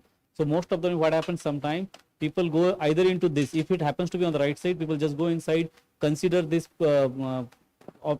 carotid tubercle as the sella, and then damages can happen. हाँ drill लगा नहीं है, काम नहीं कर रहा है. And now you can see after beach removing में that चला दो lateral थोड़ी देर के septa, लिए. whole area has become open. वही चल रहा. अंदर ही घुस गई क्या? हैं? अच्छा. So another point, like as there was the elevation टूटा हुआ there, है you क्या? cannot put your instrument on the inferior part. So it obstructs your view Connected and नहीं है handling ठीक से, of आप those देखो. tissues. So ultimately you have to rely on some curved instrument. If at all bleeding happens, then you cannot. So I control. will just open it for my satisfaction. जो आपने बोला है. Is it clear? I mean, like some of the points that I am Don't adding on to think. If you have any query, you can always ask.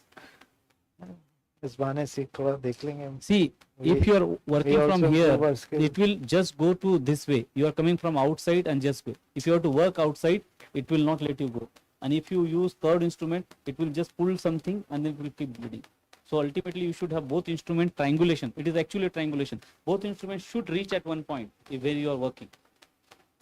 If my only one instrument is reaching there and other instrument I cannot, then I mean I cannot just control that. So you should have adequate space. Your both instruments should be reaching that point. If you have to operate here, from Yes. here to here. So I'm just trying to break all this. Yes, sir. हाँ, wait. Yes. दो. पहले तो So चलने actually, you can see this portion of sella and the carotid. This one was hidden under the septa. So we have, this actually impedes your view, so we are just Yeah. So that is the importance of the good wide sphenoidotomy to help working on cellar area. चलाएंगे. Another point is at this point, outer side, when we are working on the septa, sphenoid edge, we can use the cutting burr. But while using on the sella, we should always use diamond burr with the irrigation. So now you see we have, as Dr. Abdesh suggested, we removed the lateral part also. Yeah. And now we have a huge opening.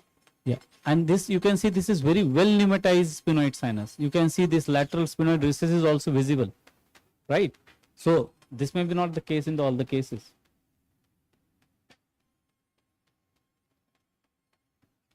So now we have everything. I think we have any questions till now?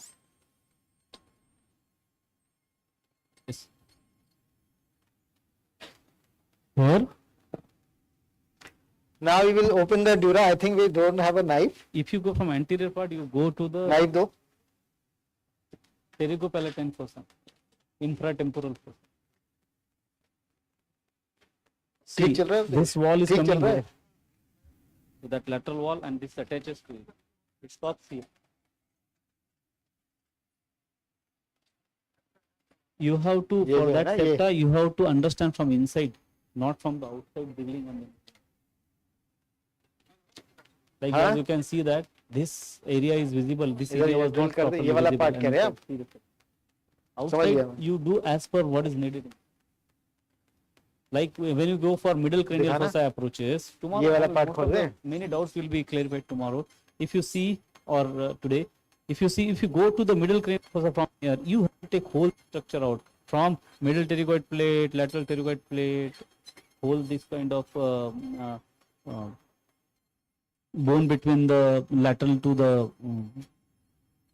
carotid, even going to the middle cranial fossa. So those lateral approaches for skull base are for that only. Really, We will huh? take out all this, removing posterior wall of maxilla and the bone there. कितना करें? Irrigation. Yeah, for today, I mean, at least the idea was to reach for the sella and the approaches, which nicely हाँ. demonstrated, sir. हाँ मैं समझ गया.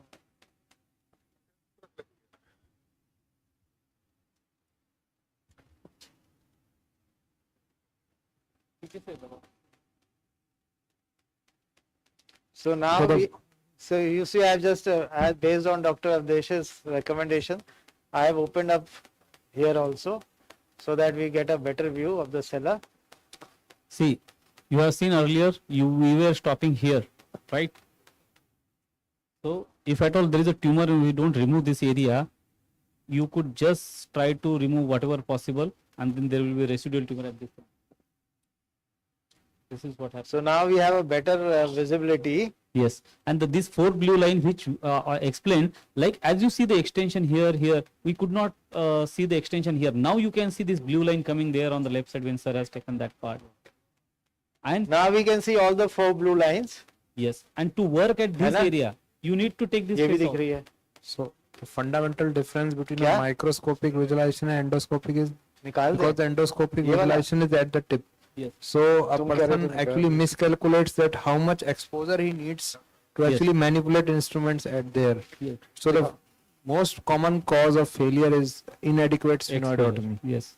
So if you make if the sphenoidotomy is not adequate with the endoscope, the visualization will be very good, but there will be no space for manipulation of the instruments. Yes. So a lot of time has to be spent on anterior sphenoidotomy, Perfect. and it has to be absolutely wide, and so that you have no restrictions at all for movement of your instruments. And as a rule of thumb, there should be at least two space for 2 suctions in the claval region. So that is at least 2 suction you've done. tube diameters. That much of space should be there inferiorly, so that हाँ. laterally गया. also you should uh be गया able दोनों to से. ठीक है Awadhesh. visualize the So we have 4 blue lines. दे दो blade The दे 2 दो. blue lines. Not only visualize, you should be able to reach it Yeah. with your So, suction. Because here 2 suction means like one will be opposite So side, now- it will be always reaching there, and so from here. कहाँ है this one- सिक्का है ही नहीं. So just visualization is not important. You Yeah. should be able to reach unrestricted ये है, ये दे in रहा है. unrestricted छुपा के manner रखते with your हैं. instrument. मिल गई. So this is the cellar knife. You take it out. You can If see you put this your blade. instrument, you cannot reach it, you remove it. Datta, Yes. Yes, sir. can we show the cellar knife? This is the cellar knife. Yes, sir, we are showing them, sir. So this comes out. You have to go from lateral to medial always. Yes, sir. So we are going from here in the mid, and we go like this.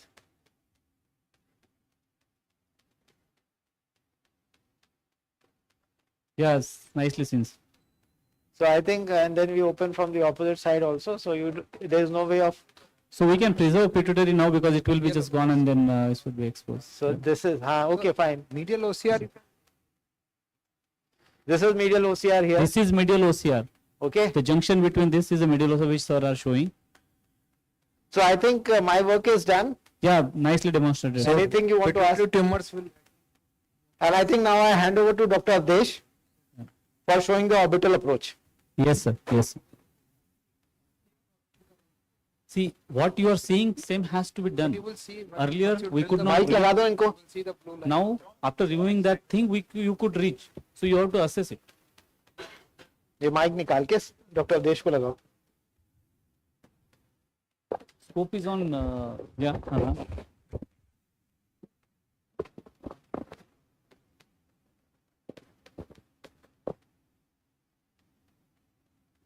Yeah. So you drill it or you. नहीं ठीक ठीक ठीक ठीक नहीं. You can remove there, no issues, as much as you want, but you have to remove till one suction space is there, and then you don't have to remove. Thank you very much, Dr. Deepak. There rise a. Dr. Datta, am I audible? Yes. तो डिफेक्टर कहाँ के भैया? डिफेक्टर fair हाँ. उनके नीचे गिरा हुआ है ना. हाँ. Avdesh sir. Yes sir, yes So sir. there is a question about like how much to decide how much lateral to be gone at the anterior face of the sphenoid wall removal. No, in this this for pituitary surgery. Yeah, pituitary surgery. Same question they were asking. Actually, what Dr. Deepak has told, if you are opening the face of the sphenoid, you have to go to both sides up till the pterygium sphenoid synchondrosis, that feature which you have seen, and in that near lies this pharyngeal vessels pharyngeal nerve, pharyngeal artery, very small. That is also known as vomerovaginal canal. Yes. So that is the lateral most limit, and you have to see it. Dr. Deepak has shown that. So now I'm showing the orbital approach.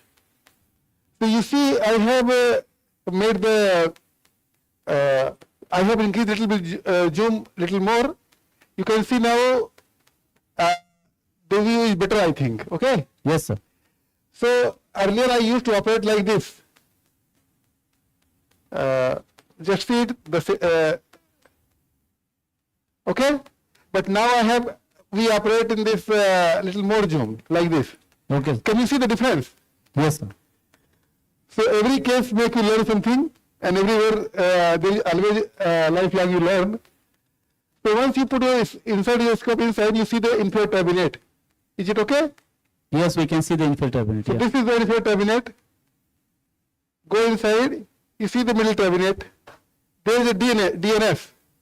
So in previous cases, we used to make a flap here and do septoplasty. There is one ENT delegate is there, we can understand.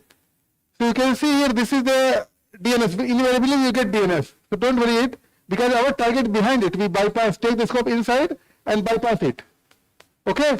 Yes. So we are working behind, so there is no need to do septoplasty, because unnecessarily you remove the septum and the patient sometimes develop saddle nose. So we don't do it now. Rather you can fracture the septum if need requires. If there sometimes you get bony spur, then you have to correct the bony spur, because the instrument maneuverability will be difficult. If the bony spur is on the left side, then many times it doesn't require to do anything, because you insert only suction in that left nostril. But if in the right side, because you insert the endoscope as well as your instrument or suction, so two instruments goes inside the right nostril, so you have to remove that bony spur. So this is small thing I want to tell. So now just visualize this is the inferior turbinate and this is the middle turbinate. So what we do, because of the increase the space and maneuverability, we first medialize the middle turbinate like this. You hear a crack sound. Dr. Deepak must have appreciated it. And then after lateralize it. This maneuver is important, because what we do, why this is important? Because inferior turbinate is separate bone. Middle turbinate and superior turbinate are part of ethmoid bone. They are thin. Inferior turbinate is strong, so you have to first medialize it, then lateralize it. So to increase the nasal space for instrument maneuverability, we do it. जरा भाई camera दिखाओ यहाँ सामने, यहाँ दिखाओ यहाँ पर. ये अरे, can you understand how my fingers are resting? You see on the endoscope, okay? The fingers are resting over the lips, okay? Yes, sir. Because if you do like this, the force will be less on the turbinate. So if you do you mean midlation or lateralization, turbinate become difficult. Okay, do you appreciate? Yeah. So you have to rest your finger like this, and then after do manipulation. These are small things we learn over the years, which I want to tell you. Make the things little easy. So you see how I do it. Okay, see in the endoscope. Okay. Yes. So my fingers are resting. We take the instrument inside. Then we medialize it. Then we lateralize it. Because these things are rigid in the little cadaver. So this increases the space. I hope you people must have appreciated this. So now what I am doing, I am medializing the middle turbinate. You see this, first I am fracturing this nasal septum. You see while fracturing my fingers are resting like this. You see? You see the... Yes, we can. So this provides additional force over the structure which you are fracturing it. It becomes easy. You cannot do while fingers are like this. It becomes difficult, okay? So why I am doing this, I will show you another thing. Everything is important. You see, this is the insertion of the middle turbinate first part. Middle turbinate has 3 parts. And all 3 parts have attachment and different planes. This understanding is very important for surgical procedure. You see, this is the first part. भैया clean करो इसको. This is the first part, okay? This, the middle turbinate, yeah, are you appreciating? Yes, yes, we can This see. is the first part. Here the turbinate is attaching in the sagittal plane. You understand? This is the attachment of the middle turbinate in the sagittal plane. Now you just follow it, the middle turbinate, follow it, just follow it. You see, it's going behind, and it's continuing here. You see this continuation. You follow my this dissector, it's continuing here. And this is bulla, this is the infinite. So behind bulla, it's going and attaching to the lamina papracia, okay? Yes, And just follow the middle turbinate lower end. This is in coronal plane. You yes, see? yes, yes. Our ENT delegate must be understanding it better than others because they are doing day and night every day. I will first focus on the middle turbinate. This is the first part attaching in the sagittal plane.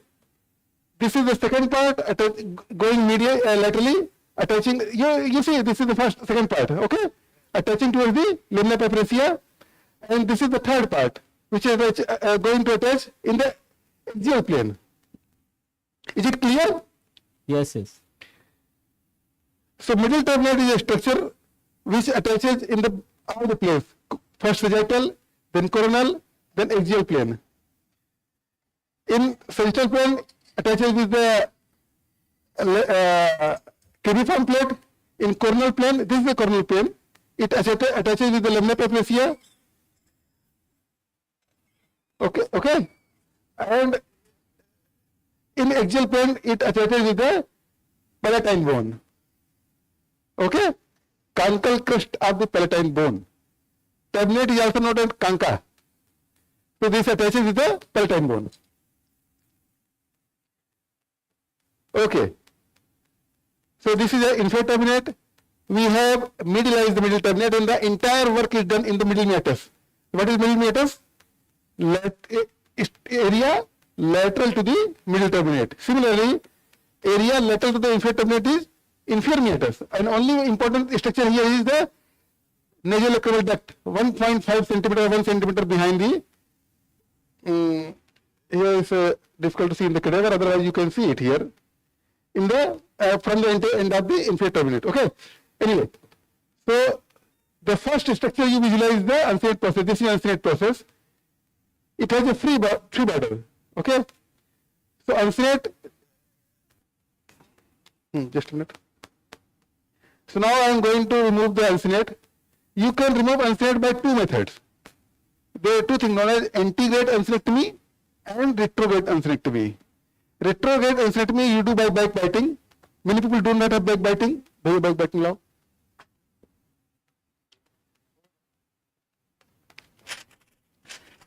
So if you do not have backbiting, don't worry. You can do it without backbiting because lack of instrumentation should not be in contradiction of doing procedure. You should know every way. So take the backbiting inside, open it, go behind the uncinate, okay, and engage it and bite it. So you might not be having backbiting, so I will do by thread dissector only. This is known as antegrade uncinectomy. Clean करो भैया. दूसरा scope लगा देंगे, इनका बढ़िया है. लगाओ ये अपना स्कोप, लगाओ अपना स्कोप जोरदार वाला. चलो कोई बात नहीं, लगा तैयारी करो तब तक. So this is uncinate process. So what I showed my video also. I have backbiting, but I don't use it because I want my residents to learn without doing backbiting. So you see, this is uncinate. So I have done. Just put a small pressure, you will able to remove it. So this is a uncinectomy. It's very thin bone. कैंची. वो कहा टर्बिट में scissor थी यहीं पर. टर्बिट में scissor, टर्बिट वाली. हाँ मिल गई. So I am making uppercut. Now I am making lower cut.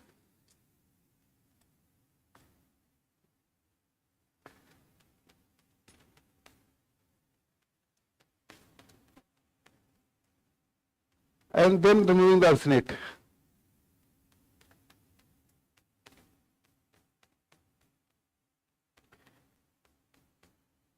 So the first gate is open. So you have removed the arsenate. In remaining part, somebody was asking what about anterior small artery.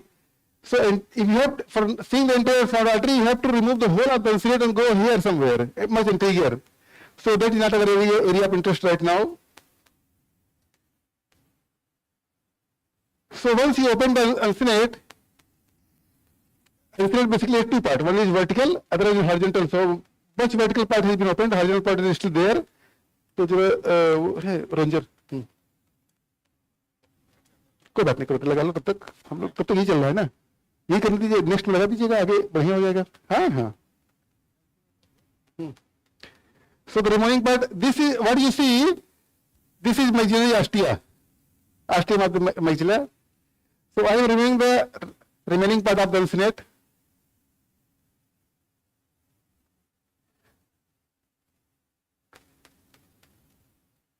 You see, once you remove the arsenate, you will open the hiatus semilunaris and infundibulum. What is this? Basically, this is the area. This is also known as osteomeatal complex. So, once you open this, the space get open, which is known as infundibulum. And this is maxillary ostia. You open the maxillary ostia once you open the horizontal part of the arsenate. This should be widely opened after the orbital surgery, because many times, if you don't open it, many times patient develop maxillary sinusitis because of blockade of the maxillary ostia opening. So we open in the last, I am now focusing on the orbital exposure. So you see now this is bulla. Bulla, I told, this is nothing but the largest anterior small cell. Okay? So bulla, how do you remove bulla? You can open like this, just put pressure, it will get opened. But now, nowadays what I do नहीं हाँ, ये भैया बाल proof है क्या? बाल proof नहीं है, बाल प्रूफ वहाँ होगा, देखो उसमें है क्या बाल proof.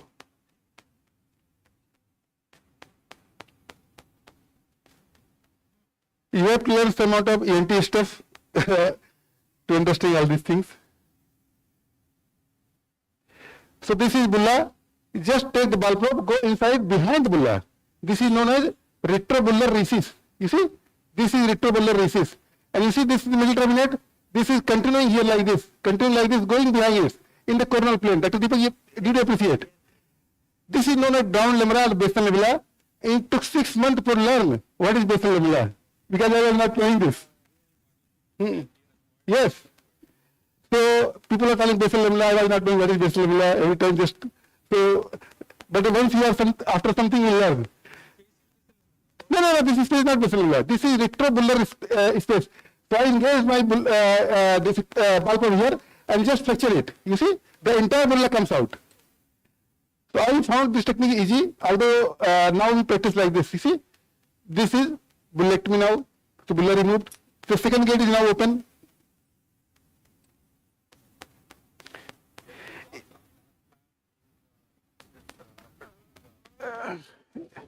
Yes. You can park.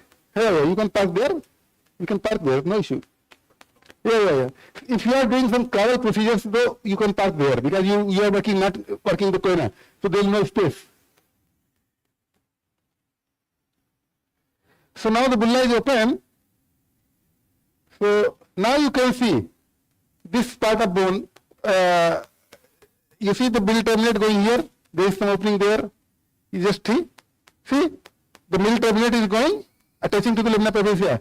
Lateral to my section, you can see the lamina papyracea. Okay. So just open this now. Now I am in posterior small cell. Lamina papyracea looks raised because of retrobulbar fat. भाई वर्मा जी, हमको लग रहा है कहीं आप operation पसंद करने लगे.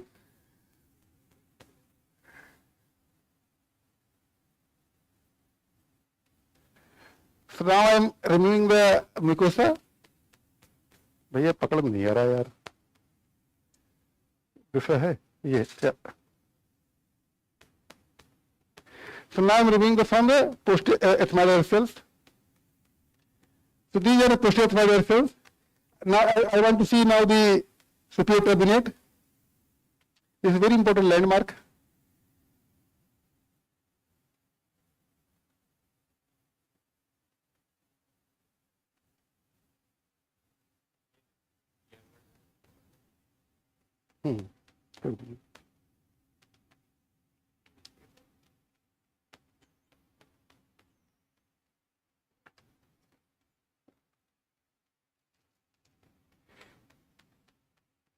See, this is superior turbinate. Okay? Yes, yes. Yeah, this structure is superior turbinate. Yeah, you can show the ostia on the side of it. If you go here, Yeah, you we see, can see yeah. Okay? Yeah, This yes. is the opening made by Dr. Deepak. Yes, So this is the superior turbinate. yes. This is very important landmark. So everything behind the lateral to the superior turbinate is the posterior ethmoidal cell. Okay? Yes, sir. So this is the posterior ethmoidal cell, and behind this is known as anterior the posterior ethmoidal wall. Yeah, sometimes what survey is showing, like if this become bigger and goes into the sphenoid sinus, that is called ovonotic. Yes. Because this will cover the some portion of that optic tubercle, and then I mean that So irrigation कर mimic like a cella sometimes. अगर राजी यहाँ होगा, ये आगे यहाँ पर, यहाँ हमारा उससे कोई मतलब नहीं, यहाँ आगे to middle turbinate. Somebody was asking what is agar Naji cell. Agar Naji cell is the air cell which is just in the vicinity of the axilla of the middle turbinate. This is axilla of the middle turbinate. Somewhere here will be agar Naji cell. Yeah, this You open the agar Naji cell, you enter in the frontal recess, I think. Our ENT colleague can tell that delegate because we don't see frontal cases, so we don't know much about it. You see, this is the opening. Yes, This is the basically anterior wall. yes, So you just open it, you will enter in the ethmoid. Already there is an opening there, which was made by Dr. Deepak. Okay. yes. So this is so that finishes the exposure of the orbit and lamina papyracea. अब दिखा रहे भैया. Okay, this is the anterior ethmoid wall. Huh? Yes. I think everybody understood. The 4 gates. This is the 4 Is gates. it clear? Any queries? You see, Posterior ethmoidal. this is the anterior wall of the ethmoid, anterior ethmoid wall, the last gate. Now you see the optic nerve. Okay. Posterior ethmoidal cell and of the spinal. The posterior wall of the posterior ethmoidal cell forms the anterior ethmoidal wall. Yes, yes, Is it clear now? yes, yes. The posterior wall of the posterior ethmoidal cell forms the anterior ethmoidal wall. This approach is also sometimes known as intermediate approach to the sphenoid sinus. Many Japanese people operate pituitary tumor with this approach. I don't know why, but there are papers. Some are ENT colleagues are very fascinated about this. Anyway, so now you see this is from 11 o'clock to 7 o'clock. You can see the structure is lamina papyracea. Okay. Yes, yes. This is the sphenoid sinus. This is the posterior ethmoidal cell. Yes. Here somewhere was the basal lamella, ground lamella, and unciliate. Okay. Yes. So this is a big exposure now. You can see this is the skull base. Okay. Yes. So now I will open the this lamina papyracea. I think that was the posterior ethmoidal artery that we can see on the top. The posterior ethmoidal artery. Just a minute.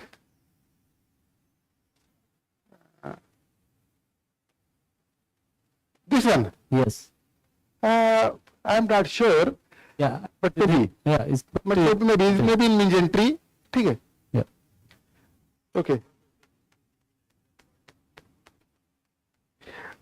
You will see later. I will show the posterior and anterior artery both. Yes.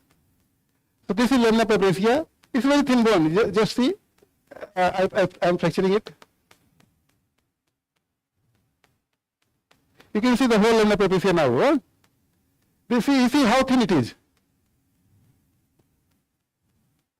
Yes. Yeah. Even Rajesh can put some pressure on the eyeball. So अभी दिखाएंगे. Just wait.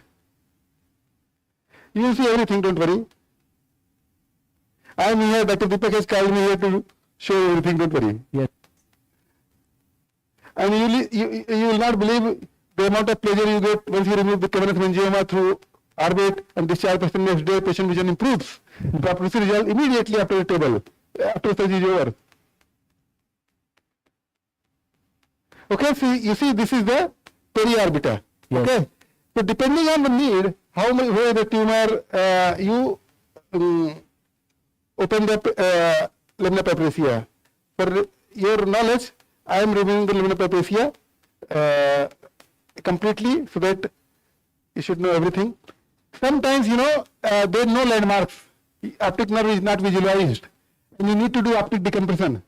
So you are in a problem. If there is a nodal cell, optic nerve will be very well seen. But if there is no nodal cell, you will not see optic nerve. Yes. So how to see optic nerve has become very difficult. So I will tell you how to see it. You see, this is the lamina papiacea. You remove the posterior part of lamina papiacea, posterior spider cell. It converges. You see, this is triangle. It converges at a place, and this place is known as aortic apex, and it continues to the optic nerve. You see? Yes. Okay. So this converge here in the optic nerve. Okay. Yes. So if you want to do optic nerve decompression, just remove the posterior spider cell. If you can see an infrared sinus of one side or both sides depending on need, and if you don't see optic nerve, just open the periorbital and the posterior part. It will take you to the optic nerve. Okay. Yes. Now somebody is asking where is it? It is posterior ethmoid artery. So I think this may be because this is something. This is an artery. Okay. Yes. Yes. It is in the gentry. Yes. Okay. So now you can do optic nerve decompression here. Yes. बाल proof कहाँ गए भैया? बाल proof यही था क्या भाग गया? ये है. So many times tumors are anteriorly located. So you have to remove the lamina papiacea more anterior. So this I am doing.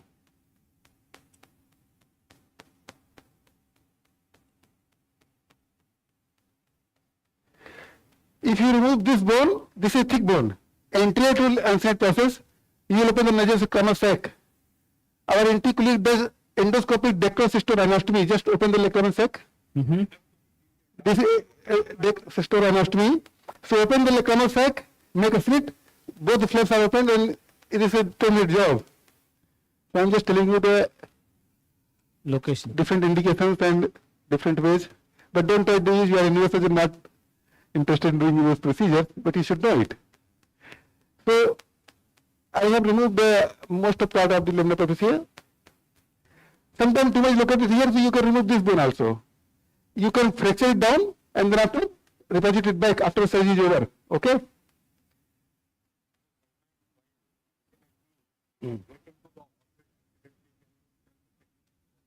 You can just put a small pressure. Don't do much pressure. Okay. So this is the periorbita. Make an incision from posterior to anterior or anterior to posterior, whichever you want. Now you see the fat. This fat is less posterior in the posterior part and more in the anterior part. So working between fat is very difficult job. Sometimes you dissect hours together to find out the tumor. That's why I say if the tumor is large, it's easy because the fat will be less. If the tumor is small, then it becomes difficult. You have to dissect in between the fat and find out the tumor. So this is the middle rectus muscle. Able to appreciate? You have to hook the muscle up. Generally we use this work between the medial rectus and the inferior rectus. जरा पकड़ेंगे इसको इधर आइए. Now Dr. Rajesh will hold the scope for me. Yes. जरा मुझे camera यहाँ दिखाओ कैसे पकड़ते हैं. What we do in our center, we hold the scope like this. Put the Can you show the endoscopic view? Yeah. You see, we put one of hand like this. दिखाओ camera. Endoscopic view PIP में दिखा दो. दिख रहा है.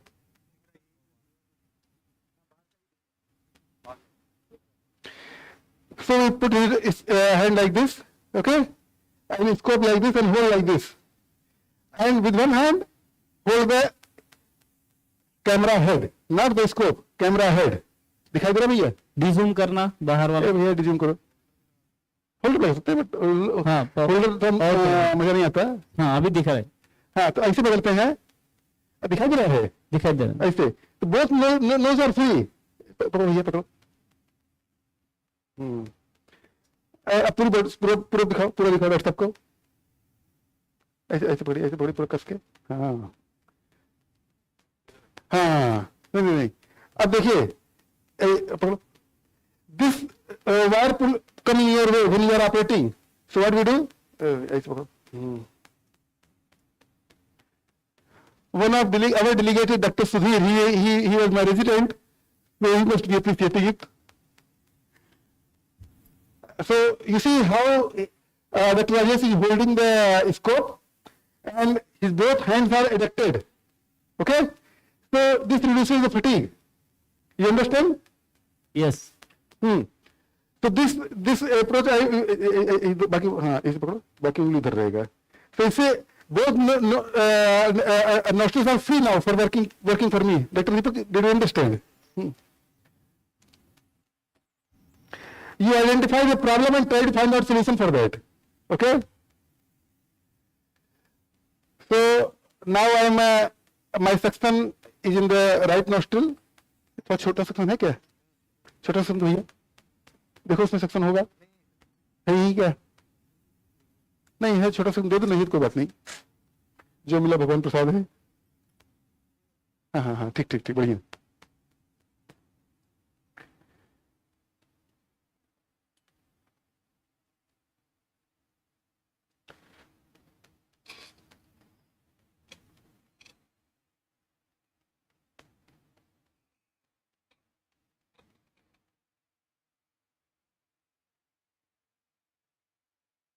Okay, the window has already been made.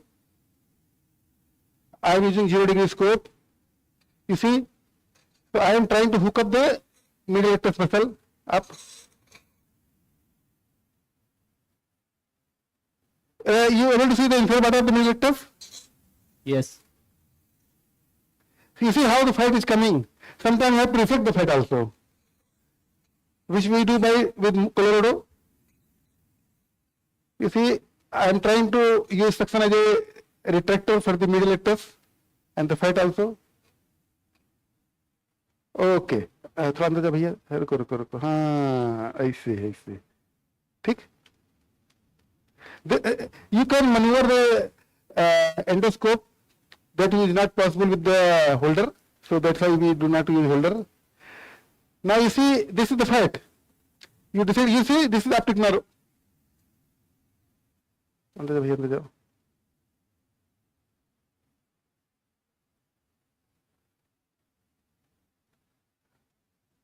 No, this is the muscle. This is muscle only. So you see the optic nerve. I want to show you the optic nerve basically. So this is the fight. You will get the optic nerve here.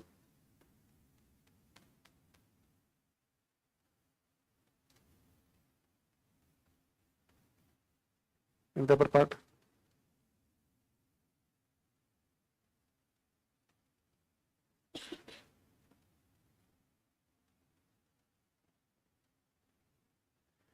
नीचे करें.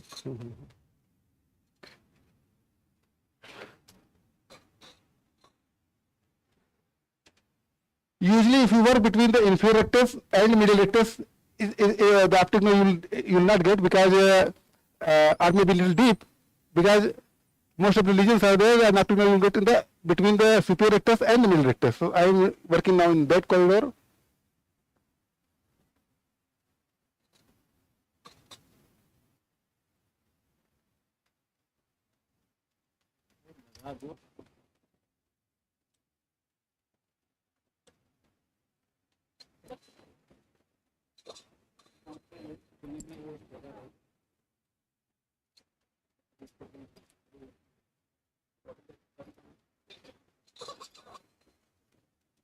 You see how fat comes in the way and you have to manage it. This becomes a little tricky. You have to have lot of patience. ये अंदर जा भैया, अंदर जा. हाँ, yes. This is the optic nerve. Yes, Okay. we can make it.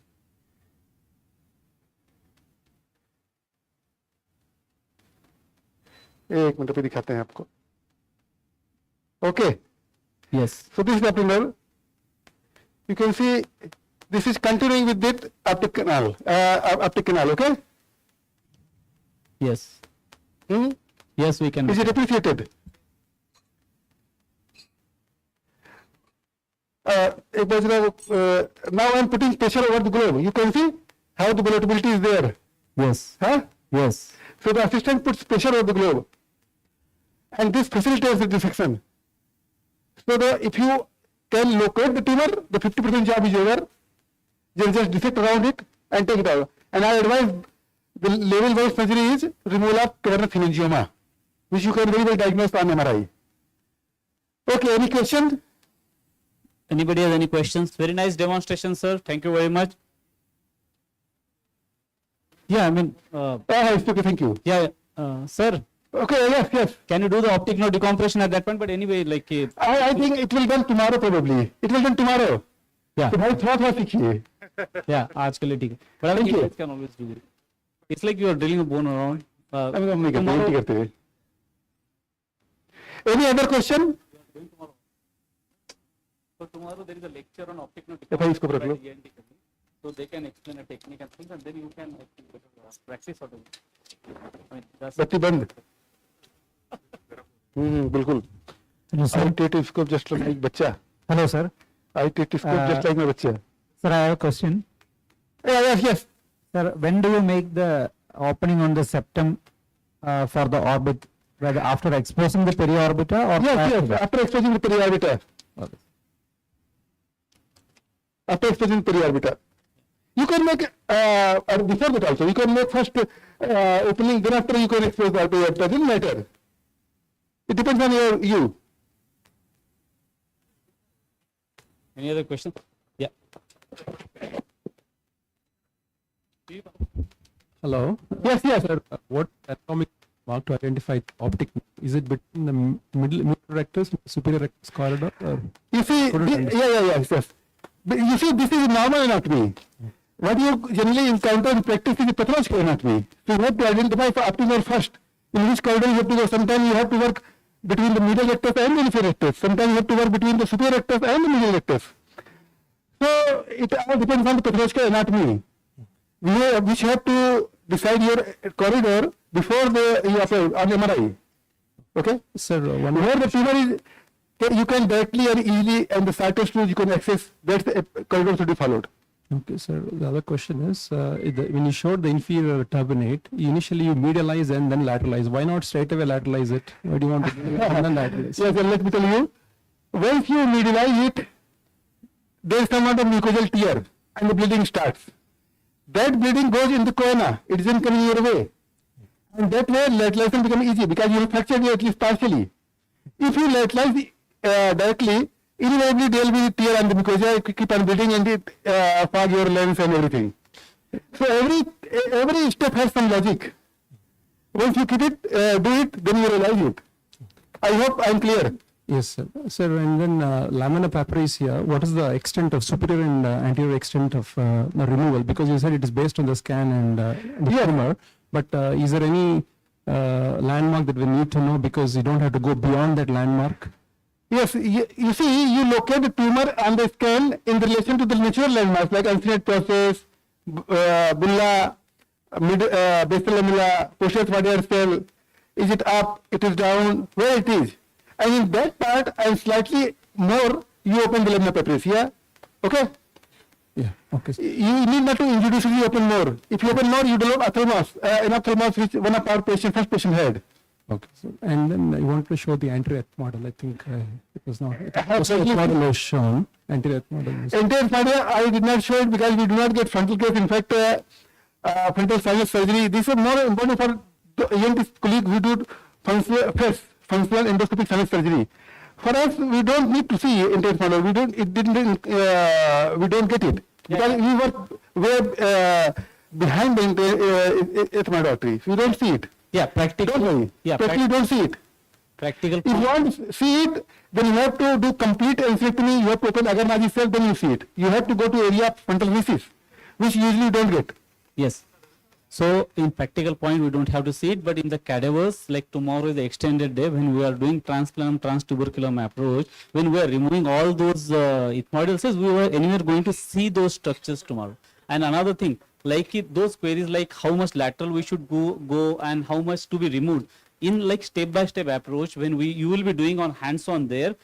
Whatever your main point is, which is sometimes maybe not visualized on this 2D images or something on demo, we can explain and you can yourself feel it by putting a ronger there and see it like how much lateral you can go, and then you will understand that exactly when you reach the lateral point and then you should not go. So this point which they have shown on the like posterior ethmoidal, say it is beyond your that vomer and that point. So you can see from the laterally, from anterior point to remove that structure is not necessary when we are not approaching that lamina papricia, that area. So I mean those things we will make sure that you will see during the demo. And any other queries right now for the Professor Avdesh and Dr. Deepak Agrawal?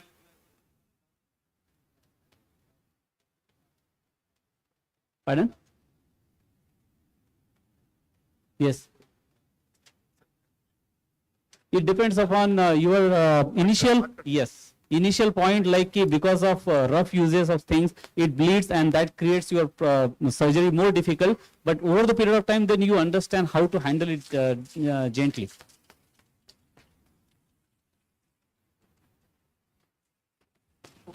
If no more questions, right?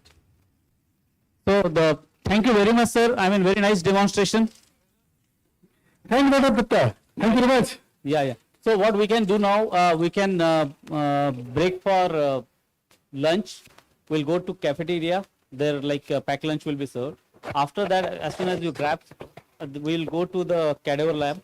Cadaver lab, those people who are hands-on. So we will be having the 6 stations. Manoj, there are 6 stations. So you flip the body on the main station.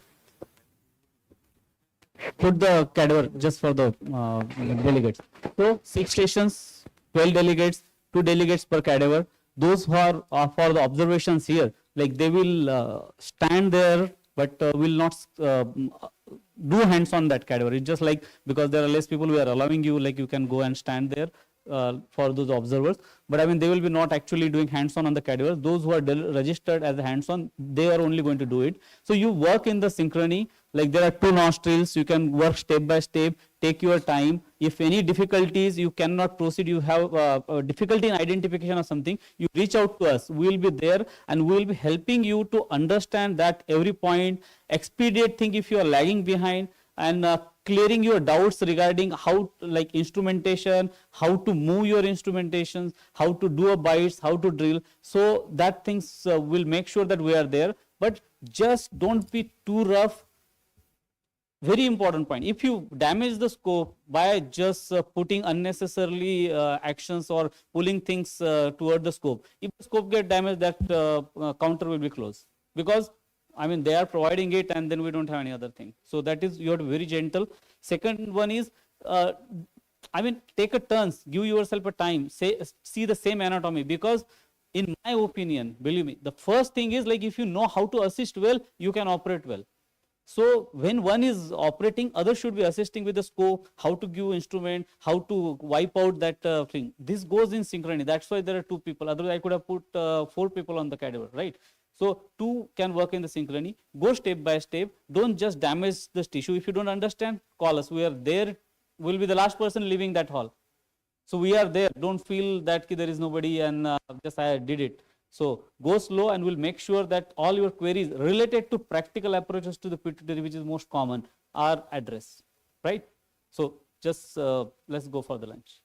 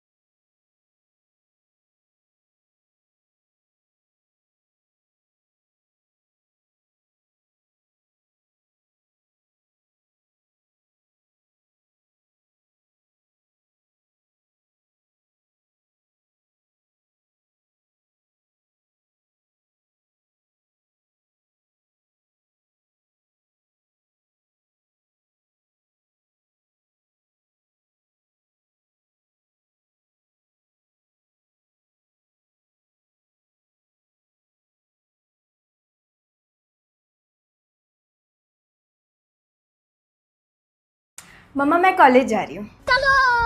पापा मैं classes जा रही हूँ। मम्मा मैं market जा रही हूँ।